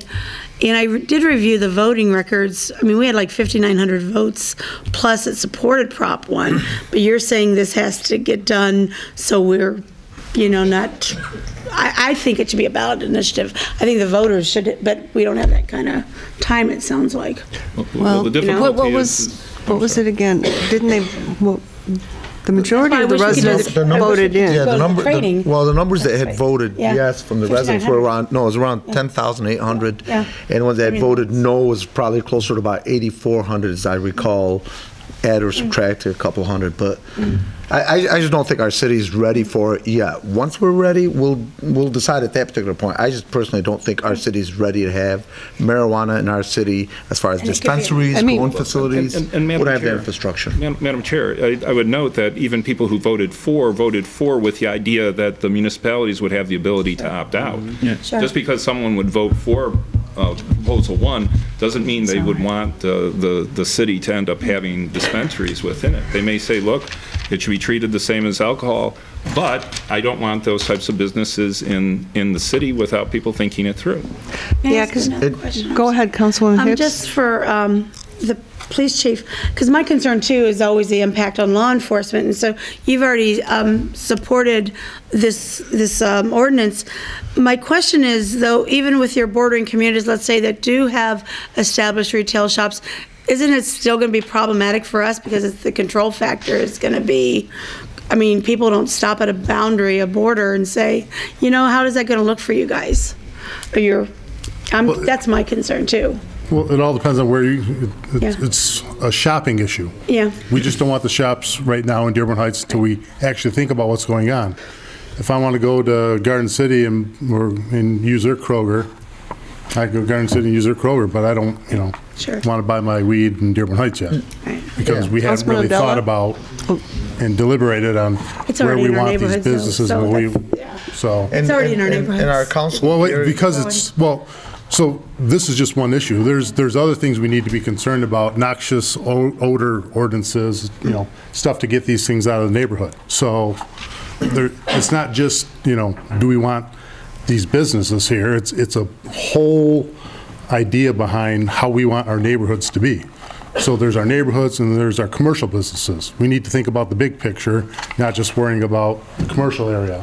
And no, it's in our neighborhood, but no, it's okay because, some people, we voted in favor of it, so, not we. And I think, Chief, you had mentioned, your department right now, as it stands today, is not ready to take on this type of a task because of obviously budgeting problems, limits, I should say, budget limits, number of personnel, et cetera, to be able to take on, these types of facilities, open in our neighborhoods. I'm just, based on your conversation with you at a study session, so it's just not ready for it. The state law tells us what needs to be done with these businesses. We had certain options under the Medical Marijuana Act where we could have opted in for that. That's beyond us now. We're opting out of having these places, places in here. And also, like Council Gary Miotke mentioned, which is a great point, there's a lot of businesses that are legal, but you just don't want them in your neighborhood. It's not illegal, they're legal, but we just don't want, so, I'm sure other cities may open them up, and that's fine. And I've had people argue with me the argument about the tax base that can be brought into our city. I'm sorry, for me personally, you know, as a councilman, I'm not going to make a decision just based on just the money coming in. There's got to be, there's factors that are a lot bigger than just the tax base that will come into our city. So that's why at this particular point, I'm against it. Councilman Wenzel? You mentioned coming into the neighborhoods. If I'm not mistaken, the new state law permits residents to grow, over 21 years old, to grow like 12 plants in their home. Do we have the authority to say that we could say like only one resident per household? We are bound basically by whatever the state law says. It preempts the field. That's what we have to deal with. This is, however, what we're talking about now is something we clearly have the authority to end up doing. The state law, as adopted by the voters, essentially gave us this type of authority. And so we're not doing anything that's inconsistent with the law. Councilman Constant? Yeah, I mean, so someone may have voted for the ballot initiative, and that's statewide how, you know, people can use it, how they can grow it and so forth, but that doesn't translate necessarily to having that type of a operation or business in the city. Hey, Councilman Bazey. Yeah, it's still, I mean, even though, I mean, it was voted on the state level, under federal law, it's still illegal. So, I mean, that's what I was going to say. I mean, does the federal government, can they still come in into these any house they pick and bust them? Can they do that? They could, but the more likely thing would be that they would go after business establishments, and they had threatened to do this years ago in California, where they ended up actually sending letters from the U.S. Attorney's Office on 2 different occasions under 2 different administrations that they were going to end up going after the landlords who had these types of establishments and then forfeit them. So it would be a real difficult thing if we have a commercial set, you know, strip that has a number of these businesses, and all of a sudden the feds come in and say, this is easy pickings. We're going to come in, prosecute you people, and forfeit these buildings. And now we've got these empty buildings sitting in prime commercial property that have been forfeited, and the feds aren't necessarily the fastest about disposing of these things. And then what happens to our commercial district that could have ended up having some other sort of business in it? Well, the feds took one of the buildings downtown, right? I mean, that was just a few months ago. So even though it's a federal offense, the cities have to abide by the state law, right? Yes, we have to abide by the state law, but there's a tricky part of this too that we've discussed in the past, which is if the city ends up being in a position where it ends up approving certain types of facilities, the feds could end up saying that the state is, or that the city is aiding and abetting the violation of federal law. And not likely to happen from the practical standpoint, but still a possibility. Any other questions? So, Madam Chair, before we vote, I think just for clarification, because we had a similar situation in the past where we didn't know if a vote yes would what it means specifically and a vote no what it would mean specifically. So just for clarification, so we don't get thrown off. Voting yes is to approve the ordinance, and the ordinance specifically So I just want to clarify that. Yes, and the ordinance says, pursuant to Section 1 of the Act, the city elects to prohibit within its boundaries marijuana establishments as defined by the Act. So vote yes is a vote to prohibit these establishments. Right. Okay, any further discussion? All those in favor say aye. Aye. Those opposed? The ayes have it. Next, we have Comptroller Vance. Next, we have Comptroller Vance Community Development Block Grant, CDBG, Deficit Elimination Plan Resolution. Madam Chair. Councilman Abdullah. I move that we concur with Comptroller Linda Vance, who has brought to our attention a deficit elimination plan needs to be submitted to the state for the fiscal year ending June 30th, 2018. And according to the financial statements, there was a $4,014 deficit in the CDBG fund, and this was a result of the timing difference. The CDBG fund is a reimbursing grant fund, and expenses are incurred, and subsequently, a request for reimbursement is submitted. Now, as outlined in item 11C. Support. Supported by Councilman Constant. Is there any discussion? Madam Chair. Councilman Abdullah. Just want to say that I spoke with CDBG Director Joe Hashem, and he mentioned this had already been corrected. This is just basically just concurring. Okay. Any other Yeah, that's what I understand, is that it was, bookkeeping, so a deficit of like $4,000 is, because the way the dates fell, is not a huge deal. Okay, any other discussion? All those in favor, say aye. Aye. Those opposed? The ayes have it. Under new business, we have business license renewal for Livernois Motorsports and Engineering located at 2500 South Gully and the Polish League of American Veterans number 16 located at 25222 Warren. Council Chair, Councilman Muscat. I move City Council approve the business licenses for Livernois Motorsports and the Polish Legion American Vets number 16 as outlined in 13A. Support. Supported by Councilman Bazey. Is there any discussion? Madam Chair? Councilman Can I ask Wenzel? our comptroller if we have any issues with their water bills or anything? They're attached. They're attached? I didn't see that. It Okay. goes through an internal review. Yeah, okay, thank you. Any other discussion? All those in favor, say aye. Aye. Those opposed? The ayes have it. Next, under new business, we have a new business license for Automania LLC located at 22120 Van Born. Council Chair? Councilman Muscat? Just for clarification, is this the one at Yes. the old Leprechaun? I'm not sure. Yes, it is. Yes, it is. Okay, at this point, we are entertaining the new business license for the Automania LLC located at 22120 Van Born. Madam Chair? Councilman Constant. I don't know if the applicant is here, but it says used car dealership buy, sell, trade. So I guess that just means you can come and trade in your old car. Okay, at this point, is there any support? Motion fails. Next, on new business license, we have MHS International. Can I ask for a point of order? Sure. In light of the fact the council did not agree, administratively, they can't open, they don't get a C of O, they must probably have a C of O. This is just for the license, not just for, but I don't want to get people complaining if they open. They're still, Well, we have to working approve the now license. as a detail shop, correct? So they are open for business. And excuse, and I want to say a point of order. I wanted to say something.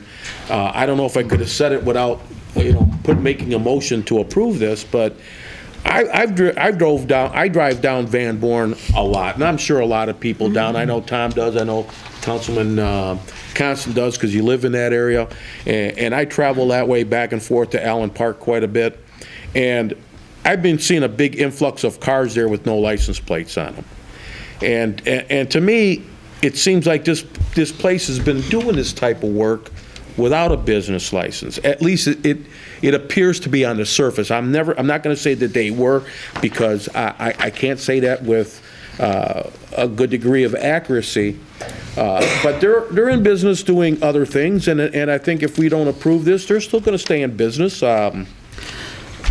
It sounds like they were just expanding what their business would be. Correct.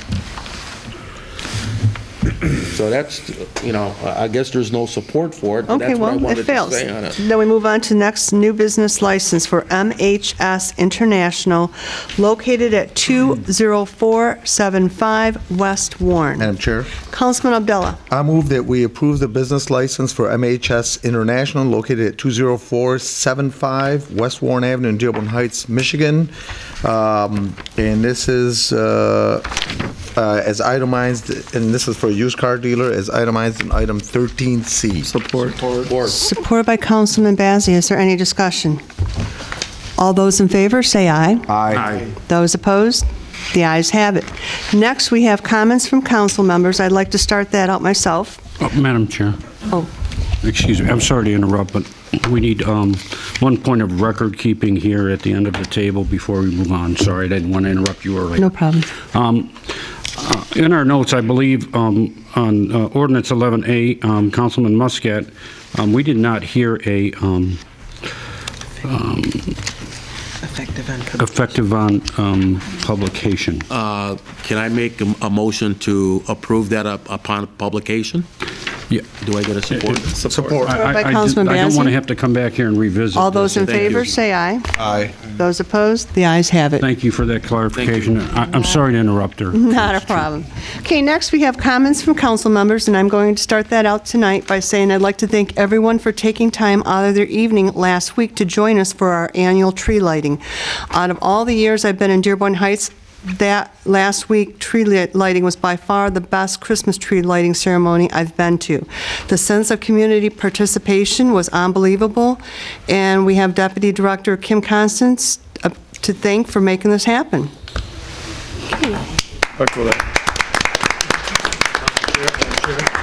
Councilman Bazey? I'm sorry, Councilman Hoskin. I want to piggyback on that. That was very good. This year, we even got chairs to sit on, which was great. And Maybe next heaters. year a heater.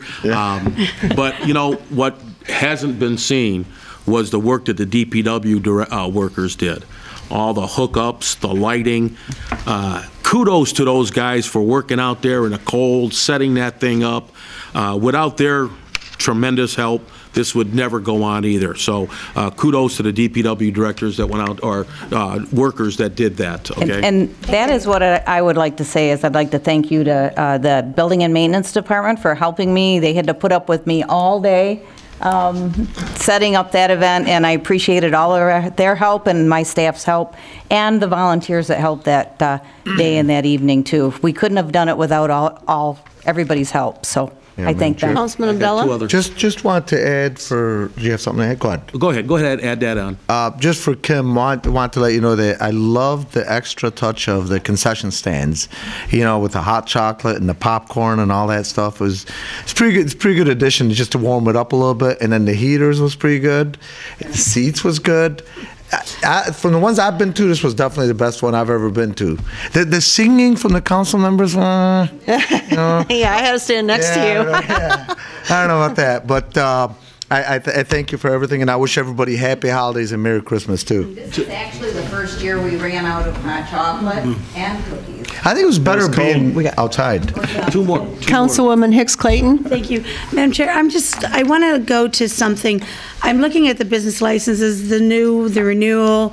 You know, we're looking at how many were on here tonight that were used car dealerships, like 4 of them or 3 of them, just tonight alone. And I'm thinking here about our business corridors. And I don't know if you know, I served on the redevelopment business corridor task force with SIMCOG. We developed a regional toolkit, and it won a national award. And I think we have the Warren corridor, we have Van Born, we have Beach Daily, we have Telegraph. Every single one of those corridors, part of it is zoned for used car lots. And I think that is something that we as a council body should, along with the Planning Commission, zoning, and the Building Department Director, when that position is filled, take a look at how we better plan our city and how it's laid out for all these used car lots. Because that's literally every single business corridor in our community has used car lots. And I'm not trying to put down used car lots, but I think there's there's a place for it, right? Accordingly. So that's going to be my recommendation going into the new year, Madam Chair. Yeah. Council Chair, I have 2 other things. One, I'm going to kindly ask our police chief about maybe looking into getting another stop sign on westbound Hass at Charlesworth. There's one for eastbound, and there's like no crosswalk there, but you may want to put that new item that we purchased out there and see the speeds of the cars coming down Hass. Multiple reports from citizens saying cars are flying through there. And a lot of the cars, and some people don't even stop at a stop sign, letting the people turn left onto Charlesworth either. So I don't know if that's possible, if you could look into that. Well, so you're talking westbound? Westbound Hass at Charlesworth. There is one there. There's one at eastbound, not westbound. Westbound there is. Yeah. Eastbound going toward Going toward Beach Daily on Hass, that's eastbound. That's eastbound. There is a stop sign there. Coming westbound, there is not. There is. I was just there. Hey, Councilman? So the road, Yeah, I was just. Charlesworth coming south from Warren at Hass stops, and then it jogs. Yeah, I'm talking about Charlesworth when it comes, that would be southbound, that would be South Charlesworth there on Hass. It comes to a dead end, and then you have to turn right and go back left. Right. Right there is no stop sign. The stop sign is the one that's You know, to if the that's east there. necessary, I'll get a hold of traffic, and we can go out there and take a look at this. It may be a little bit too difficult right now. No, it's not. There's 2 houses there before you have to turn southbound. I think I'll call traffic, and we can get together on that. Yeah, we'll get the signs out, and I'll have them check the area. I appreciate that. And then one other thing, Council Chair, for quite some time now, I've been complaining about some telephone poles that were in sad shape in our city. I finally got a hold of DTE, and to my chagrin, they were never notified that the poles were bad. So immediately, our rep is going to take care of the ones that are bad. The one that's been tied up with a pole, she did not know about, so she's going to get that corrected.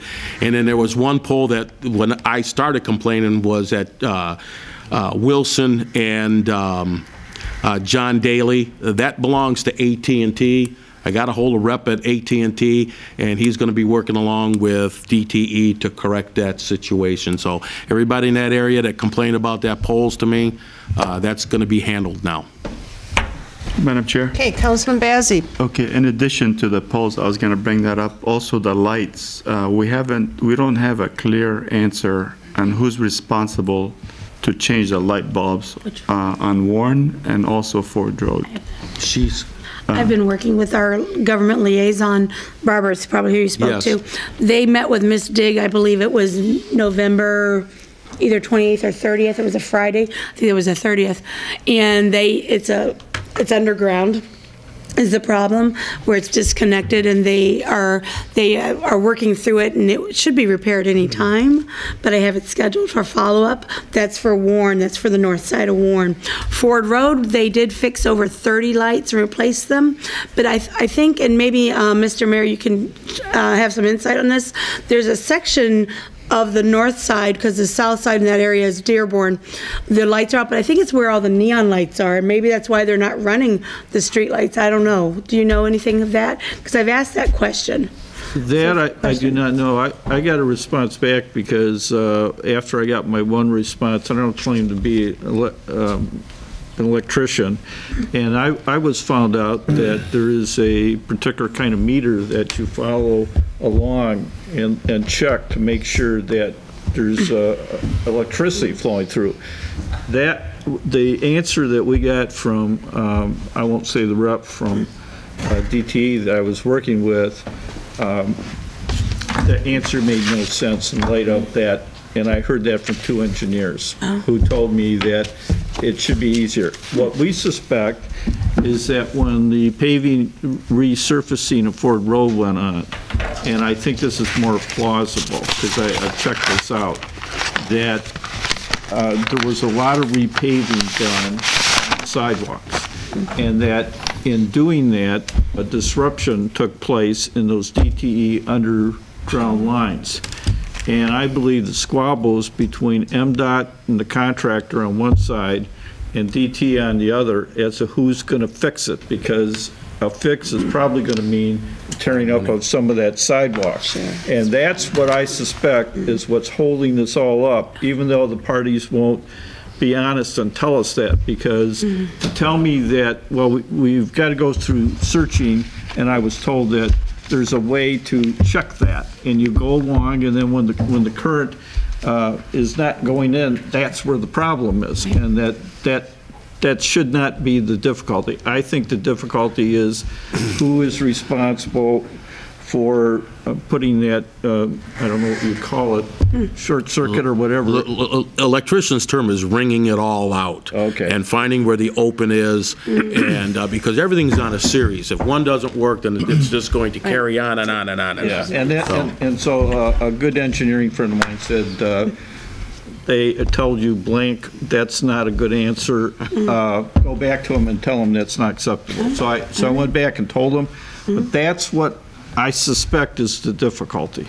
And each pole has their own entrance to actually check voltage coming to it. Yeah.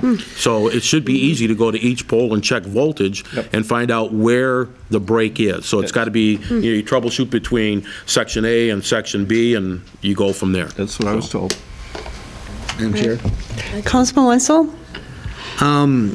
As myself and two other council members here, this is the end of our first year, and I'd like to say a couple things.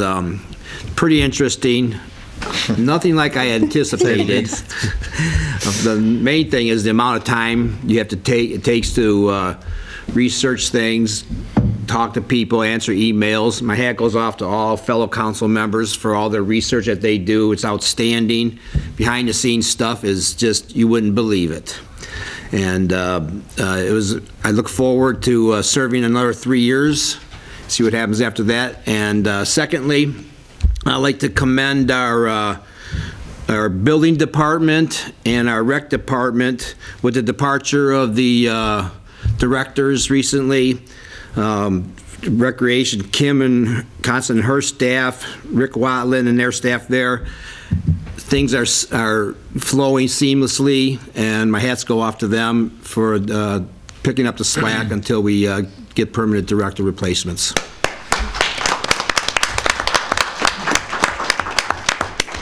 Madam Chair? Councilman Abdullah? So I was going to talk something about that. So tagging on that, just what is the latest update, Mr. Mayor, in regards to the different directors that are no longer with us for different reasons as far as the next hires? Timeline. I would hope that this council would sit down with me and talk about it, because the issue is pay, and we've now got a Public Act 202 plan. We got the audit. Our revenues exceeded expenditures by almost $2 million, and we paid for the golf course. And I think if we want some good candidates, because we've had people, and Elizabeth can tell you, when they've inquired about the pay, I said I'm not submitting a resume. Okay. Mr. Mayor, do we have any resumes? Yeah, we have some. So then some people were willing to work for the pay we're offering then, right? I would like to get the best candidate I can, and I'm not so sure that those were the best candidates. Okay. Madam Chair? Councilman Constant? I'd just like to wish everyone a happy holiday and a prosperous new year. I'm glad to see the city adopted the opt-out ordinance for the marijuana. I remember in Lansing, there was a change in the law, and so a lot of the cigarette shops purchased these big machines. They were like $33,000, so you could roll your own. And all they did is you dumped the tobacco in, and it made the cigarettes, and then they avoided all the taxes. And then we passed legislation later to outlaw those businesses, basically. But this is a constantly changing area, and I share everyone's concern, particularly about kids going and getting marijuana. And the edible marijuana is a lot more powerful and a lot different than the smoked marijuana. Madam Chair, if Mayor? the council's done. I noticed out in the audience, and I'm sure he's going to make a comment, but we've been very well served, both as a representative and as a senator, by Mr. Kniezek, and we're sorry to see him depart. And I would hope maybe you give us a little update up in Lansing. I'm getting warning notices every day from the Michigan Municipal League and everybody else about what's going on. Well, before we go forward, step up, Senator Kniezek. We've got something for you, City Council. That's what we plan on presenting this to you. You're lowering my taxes? That's so nice. That's so nice. Here you go. Thank you so much. And I appreciate that. you take all the time you need to Sure, speak. thank you. Why don't you write yourself a proclamation? Yeah, I'll have you guys sign it. Sign it.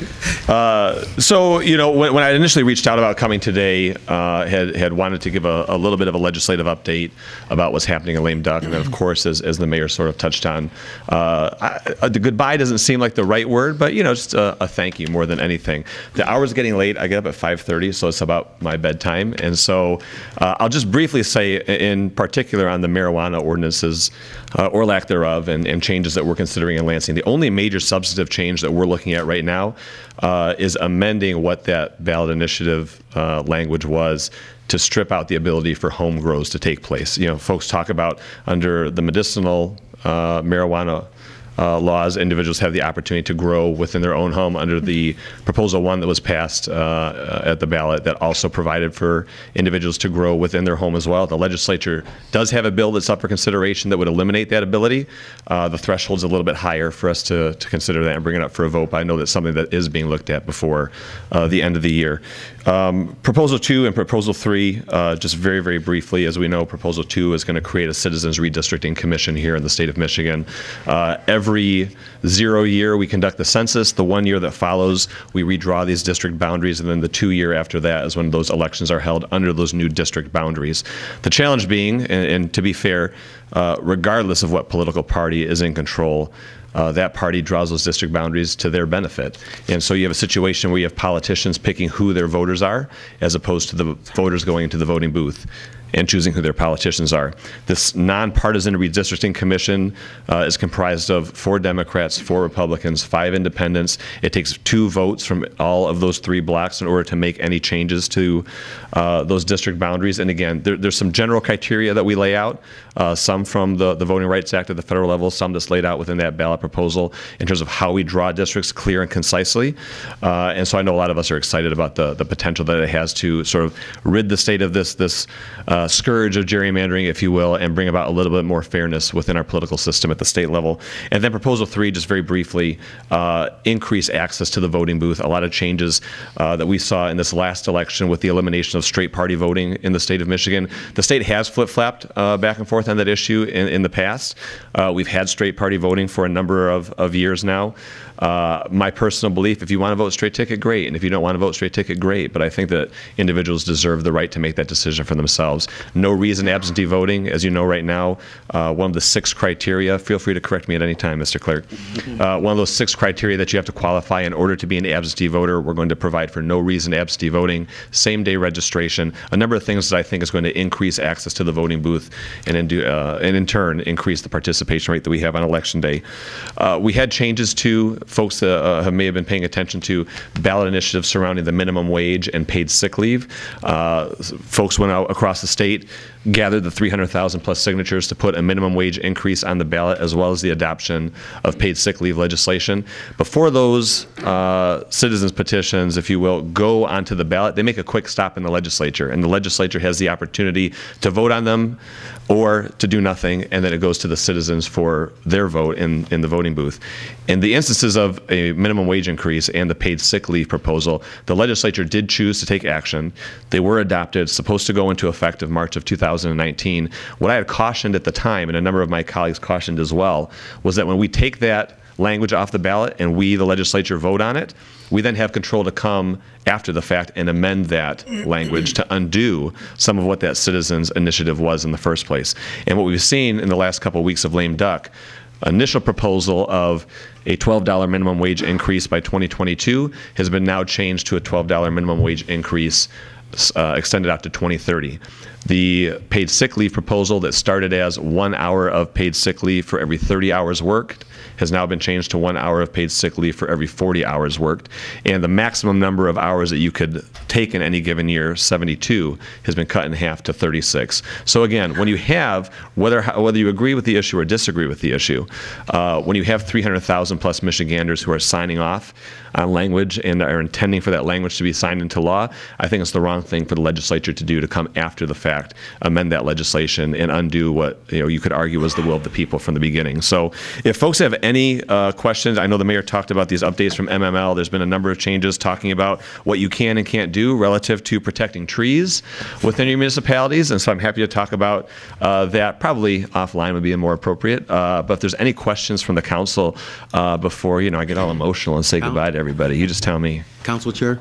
Councilman Muscat? You know how I feel about you and your political views and how you ran your campaigns and how you do your body of work. And I'm going to sadly miss you as my senator. I just don't know what to say, okay? But with the gerrymandering thing, with the way they're going to change that, is it possible maybe Dearborn Heights can break away from the city of Detroit and kind of get in with more of the suburbs, so we can get some special attention that I believe that we've lacked over a period of years?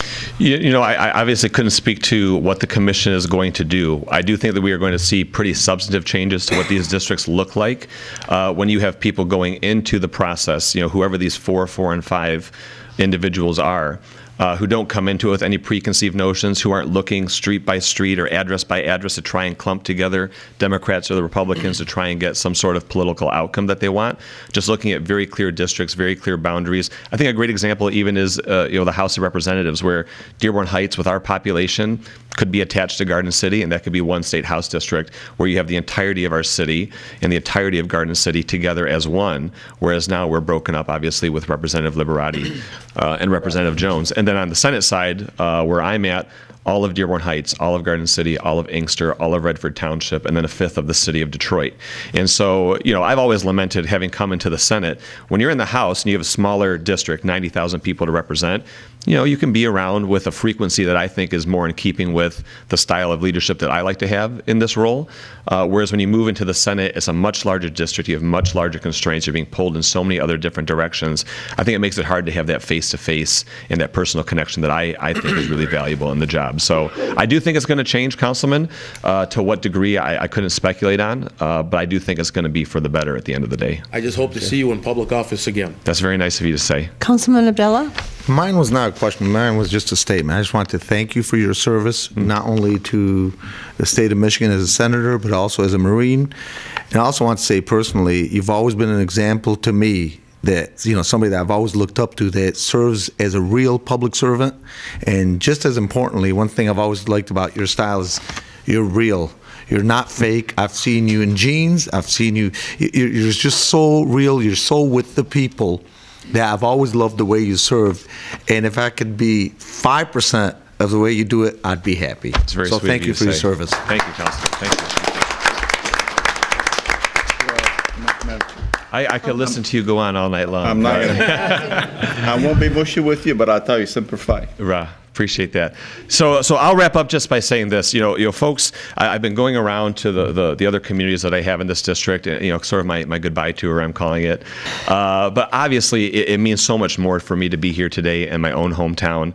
And when I look out at the folks in the crowd or whoever's watching at home, and certainly this body, our mayor and our council, I see so many folks who are more than just a mayor or a council person, really friends, and folks who have, as Councilman Muscat pointed out, have known me for a very, very long time.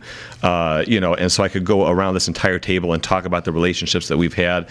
I took Councilman Constance's seat coming into the House of Representatives. I've known Mayor Paleko since I was knee-high to a grasshopper, going to school with his daughters, one of my earliest supporters. Going out for coffee with Councilwoman Hicks Clayton, a Sahra with Councilman Abdullah. I think more than one of you include a story about grabbing a beer at a VFW and American Legion, so we'll save that for another time. Spending time with Councilman Bazzi in the Capitol for Veterans Day, and Councilman Wenzel, just in your home and working with you and the challenges of state government. These are the relationships that are so special and so important to me. And frankly, it's what makes it so difficult, to leave the job as well. But what I've always said is that this is a tremendous opportunity, and what a blessing to have been able to step into this role at 25 years old, and that's all due in large part to the residents of this city and the trust and the respect and the value that they placed in me at that time. And so, when you're a hometown guy, went to St. Linus, graduated from Crestwood. My dad's a retired police officer from here in the city. Mom was a lunch lady over at Crestwood High School. Grew up playing hockey at Canfield Ice Arena as a part of D7 Dad's Club. To have the ability to stand up and serve and represent your community, it sounds cheesy, but it really means so much to me. It's been such a blessing, and I thank you all for giving me that opportunity. And so I'd probably end by also thanking folks for just a tremendous outpouring of support that I've gotten since August. Of course, it was totally unexpected, but that's life. You win elections, you lose elections, that's life. I said earlier, this job is what I do. It's not who I am. It does not define who I am. And so I'm really excited come January to take up the mantle of what I think is the most important role in our community, and that is of a citizen, and to find ways to continue to give back and be active and engaged, whether it's on a board or a commission or at your kitchen table or at a Kiwanis or Rotary Club meeting. I'm really looking forward to staying here in Dearborn Heights. I bought my first home here, Ann Arbor Trail and Beach Daily. I've told everybody I've got no plans of moving, no plans of changing. Just looking forward to take off this hat and put on a new one come the new year. And so I'll wrap up by saying that you go through sort of a maturity, I think, when you lose elected office. I know some of us here on the panel have lost elected office before, and I know the ones that haven't lost, we would tell you definitely don't do it. It's not a good idea. But it's been a tremendous lesson, and I think I've learned more in losing than I ever have in winning. And what I think summarizes sort of that experience and that feeling so well is a quote from one of our past presidents, Teddy Roosevelt, and I'd like to end with that today and share it with you today. He says, quote, "Far better it is to dare mighty things, to win glorious triumphs, even though checkered by failure, than to rank with those poor spirits who neither enjoy nor suffer much, because they live in a gray twilight that knows not victory nor defeat." To my colleagues on the council, the mayor, the administration, our police officers, our firefighters, all of our city employees, and certainly all of our residents, I've had the great pleasure of knowing victory and defeat in my political career, but I have never known such a privilege than to represent my hometown in the state Senate, and I thank you for that.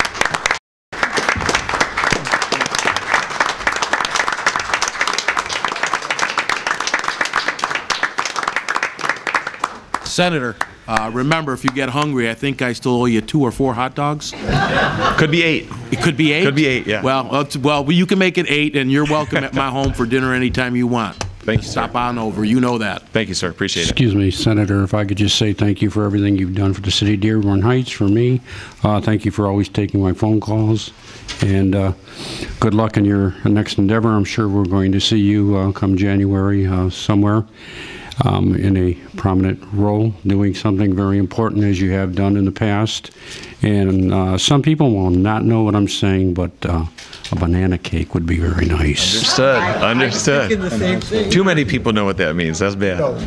Thank you, everyone. Appreciate it. Thank you. Thank you. Do we have any other community announcements? Promise to be quick, but I wanted to give a kudos to all of our city employees who have participated in quite a bit of fundraising, whether money or toys, benefited not only Goodfellows, but also Salvation Army and Vista Maria. So there's something very, we're all excited this time of year, and we get a kick of watching grown adults complain how the toys today are better than the toys we had. And as they compared Lego sets today, as we loaded up the truck for Salvation Army. And so it's my hat's off to all the city employees. It's a moment of pride to be part of something that supports our very own community.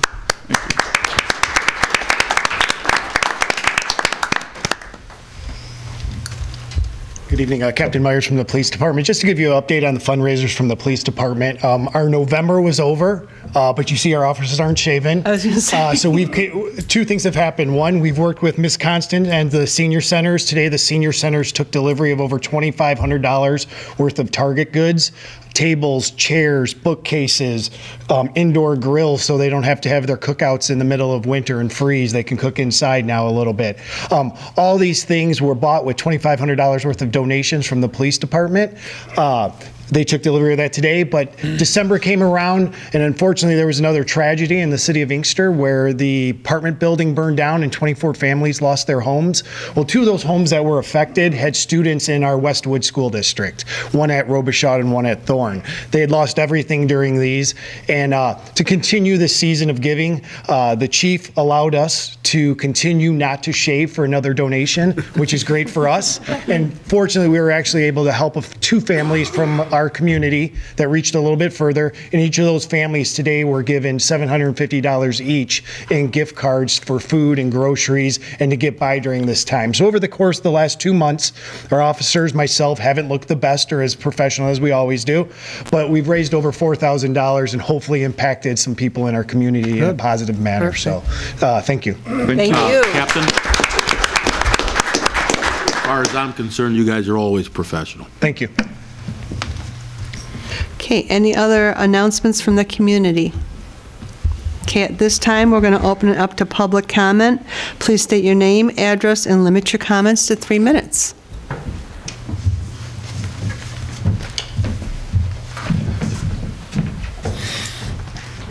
Good evening.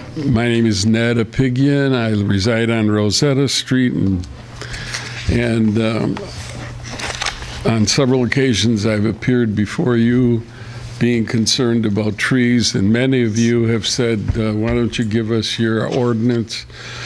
And that's what I'm here to do. Unfortunately, I guess there were 2 versions, 2013, 15. And I tried to straighten them out, and my printer went haywire, so I'm here today to pass it out to you. Hopefully you'll have a study session, and hopefully you'll invite me, and hopefully you'll see the merit in this. They're all some of the numbers you can change. A replacement tree doesn't have to be 4 inches and 15 feet high, but it shouldn't be a twig a half an inch in diameter, 3 feet high. You might want 3 inches and 12 feet high, but I'll pass this out to you. Thank you. In taste. Ned, you might want to talk to our state senator because there's legislation going through Lansing right now that would not allow us to do this. Yeah, if the governor signs it. Yeah, I believe so. But it would affect it.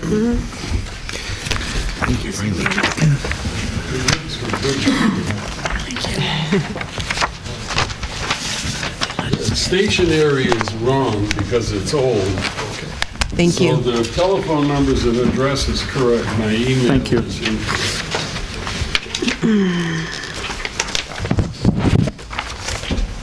Thank you, sir. Thank you for your continued efforts. Oh, I think your name is on this. Oh, okay. I put names on your 2. Okay. They're all identical. Thank you. Thank you. Thank you.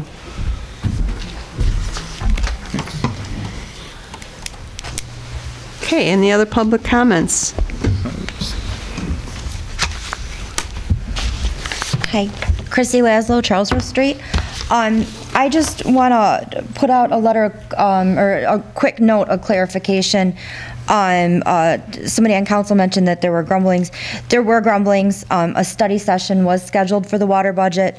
It was scheduled with Wade Trim, Plant Moran. They were asked to be here by the mayor. It was set up in a meeting in November that the mayor had. We did do our due diligence as administration. It wasn't to undermine you at all. I know you think it was, but it wasn't. There was a meeting that was scheduled. And I'd like to comment on that. Yes, you're correct. It was supposed to be scheduled for today, but it was on your end to let my secretary know for the agenda to put it on tonight. You came to her on Thursday afternoon because and we already had a full thing. I don't think it serves anybody by us having a battle here about this. No, I just wanted to clarify why it wasn't on here, and I'm willing to put it on in January anytime you want. Okay.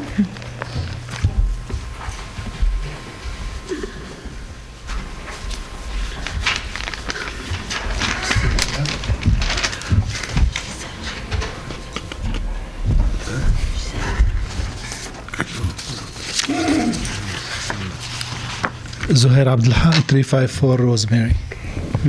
On Thursday night, I did talk about the PEG money.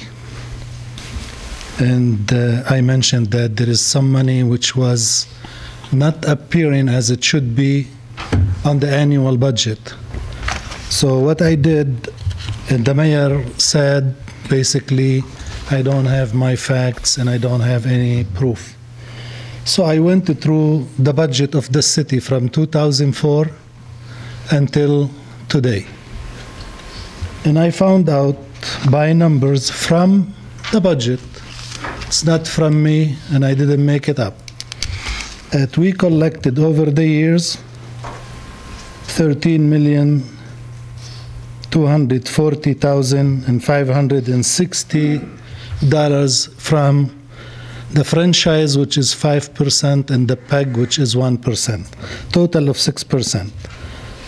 The PEG money is $2,413,817.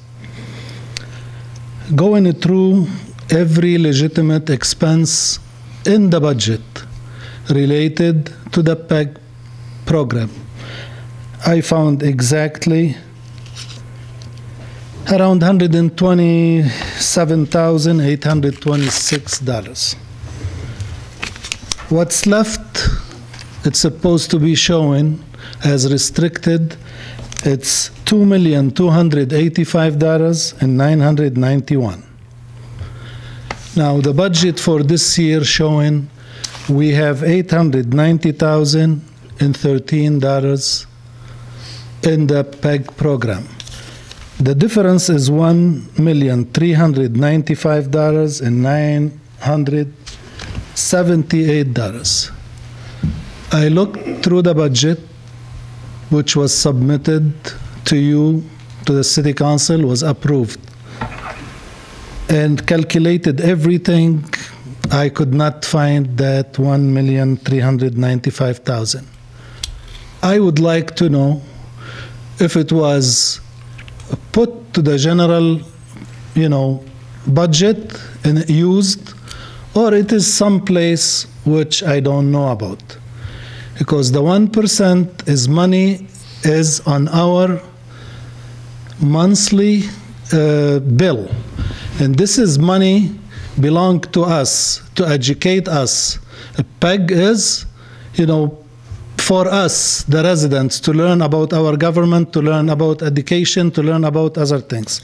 I would like to know, Mr. Mayor, if you can, next meeting, tell me if I am wrong and where is this money, if possible. Okay, thank you. Well, I think the council's requested a committee meeting, and we'll be more than happy to present. You come to all the meetings, so you can get the same information we give them. Okay, thank you. Thank you. Any other public comment?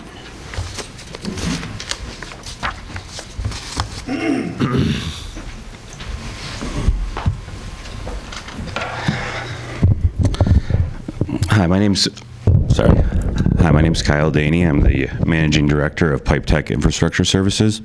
Just wanted to make a couple comments about the discussion earlier. First off, thanks for the discussion and consideration. There were some kind comments about our company. Your name again, I'm sorry? Kyle Daney. You spell last name, D-A? D-E-H-N-E. Okay. Our company was fortunate to be the low bidder on November 28th for the RFP for the sewer cleaning and televising. I have spoken with Director Zimmer and let him know that myself or any key member of my management team can be available to meet with him to go through the interview process. Mr. Mayor, I just wanted to make sure you were aware of that because I know his schedule is limited at the moment. And just a couple of key points. Without getting into the current contractor, I've gone through the last several years to see the monies that were spent, and it was about $500,000 a year. If you look at our bid, in the first year it's about $400,000. It goes down from there. As has been stated in these meetings, the sewers need to be cleaned in every 5 years, and our bid is actually to complete that in 4 years. So it's not just that savings every year, it's that entire 5th year of savings as well.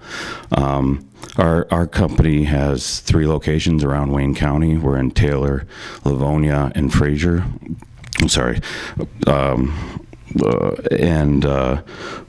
emergencies services was brought up earlier, and we have emergency contracts with several communities, including the city of Detroit and with Wayne County. So we're certainly equipped to service this community as well. We have a large fleet, and 75% of that fleet is less than 3 years old. So I understand going through the process. We're excited about being the low bidder, and we look hopefully forward to the opportunity to serve this community. Thank you. Thank you very much. Okay, any other comment? Public?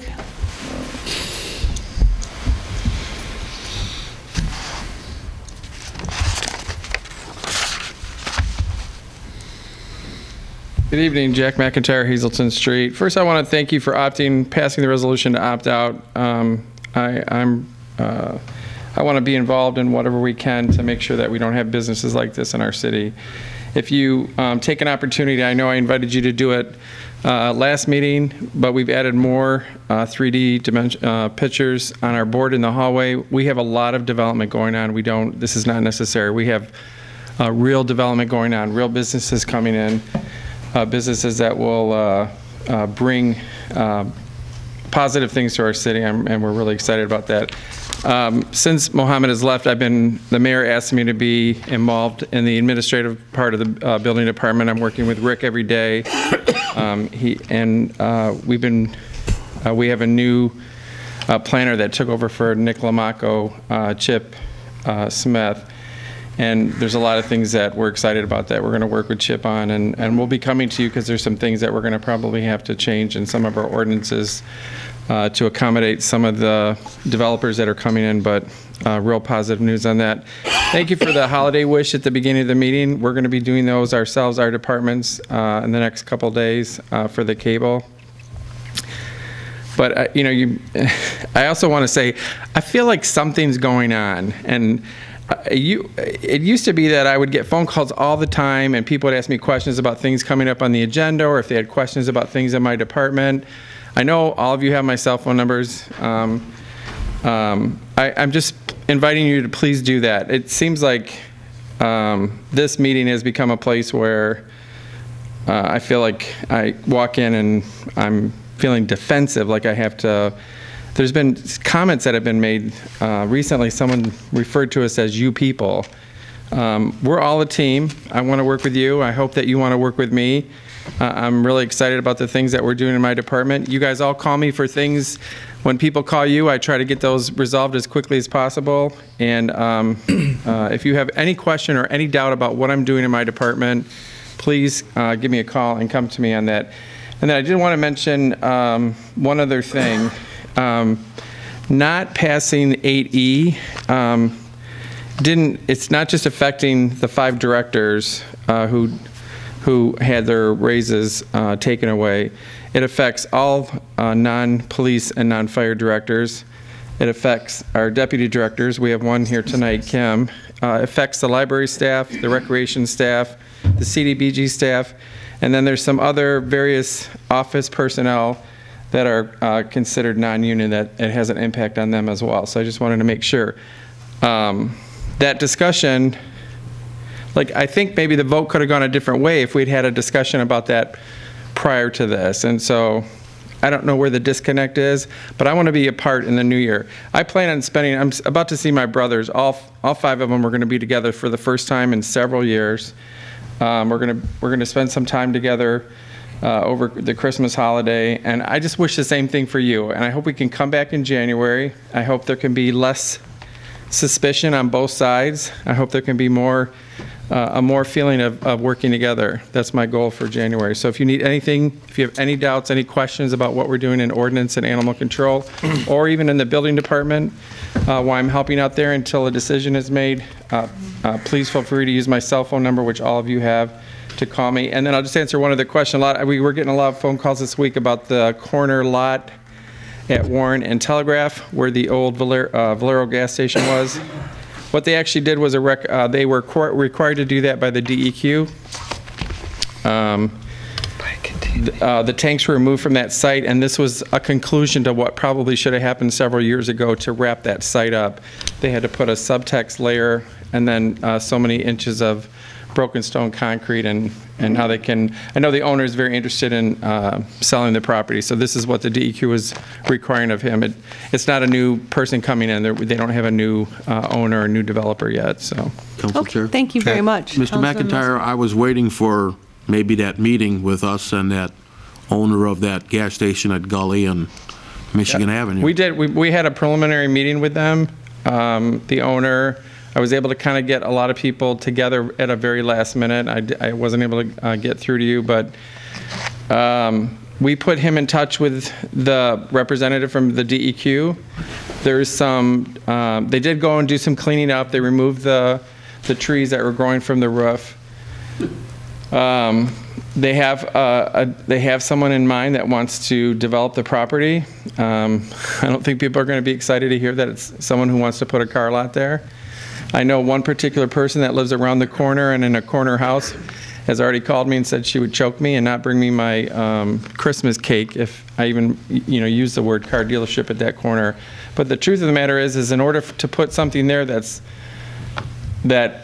is going to, like a fast food restaurant or a drive-through of some kind. Well, no, it actually would work. They had a couple bids. One was from Rally's, and then the Burger King actually, that was going to be the original site for the redevelopment of that Burger King. But there's the cost of the removal. So I had, at the last minute, I had our brownfield people come in and talk to us about, is there any options available for them to assist in order for them. Couple things. There's a deed restriction that happened on that property. That deed restriction doesn't allow for that to be a gas station again. So the DEQ and the licensing and regulation folks require that before anybody else can come in there and develop it, those tanks have to come out. And so there's that very large cost associated with that. So we wanted to we had a little planning meeting with him, try to come up with some ideas. We're going to meet again in a couple of weeks. I'll make sure you're included in that. I appreciate if you include me on that. Thank you. Yep, you're welcome. Thank you. Thank you very much. Thank you, Jack. Good evening, Mr. Mayor, Council Chair, and Council members. I really didn't want to talk today, but I guess I was just overwhelmed and I had to get it out of my system. Some people are financially more fortunate than others. So you take their raise away or you give them a pay cut, it doesn't bother them. Other people, they really count on that money, whether it's $1, 50 cents, or $2. I have to go back to my office and talk to some employees that will be affected by the decision that you made today. Basically, if I understood it correctly, I would have, or at least they would have to take the money that they have been receiving since the contract was originally approved. If not, they would have to take a pay cut. And some of them have been with the city for over 20-some years. And I don't think a lot of thought was put into it, at least about those individuals. I'm not speaking about myself. I'm just happen to be fortunate. I don't need this. I'm speaking about the employees I have to face tomorrow and tell them, yes, I have to cut your pay. And that's very disappointing. I think giving salaries, taking back. I'm sorry. This is public. They're all saying this is public comment. It is public comment. My name is Joe Hashem. But it's in regards to employment. Absolutely. I'm speaking about public comments. I did not come up as a director. So as a resident, I'm very disappointed that you guys did not give enough thought to the employees that have been here for over 20-some years. Thank you very much. Thank you. Any other public comment? Okay, do I hear a motion to end our meeting? Supported by Councilman Constant. All those in favor say aye. Aye. Motion adjourned.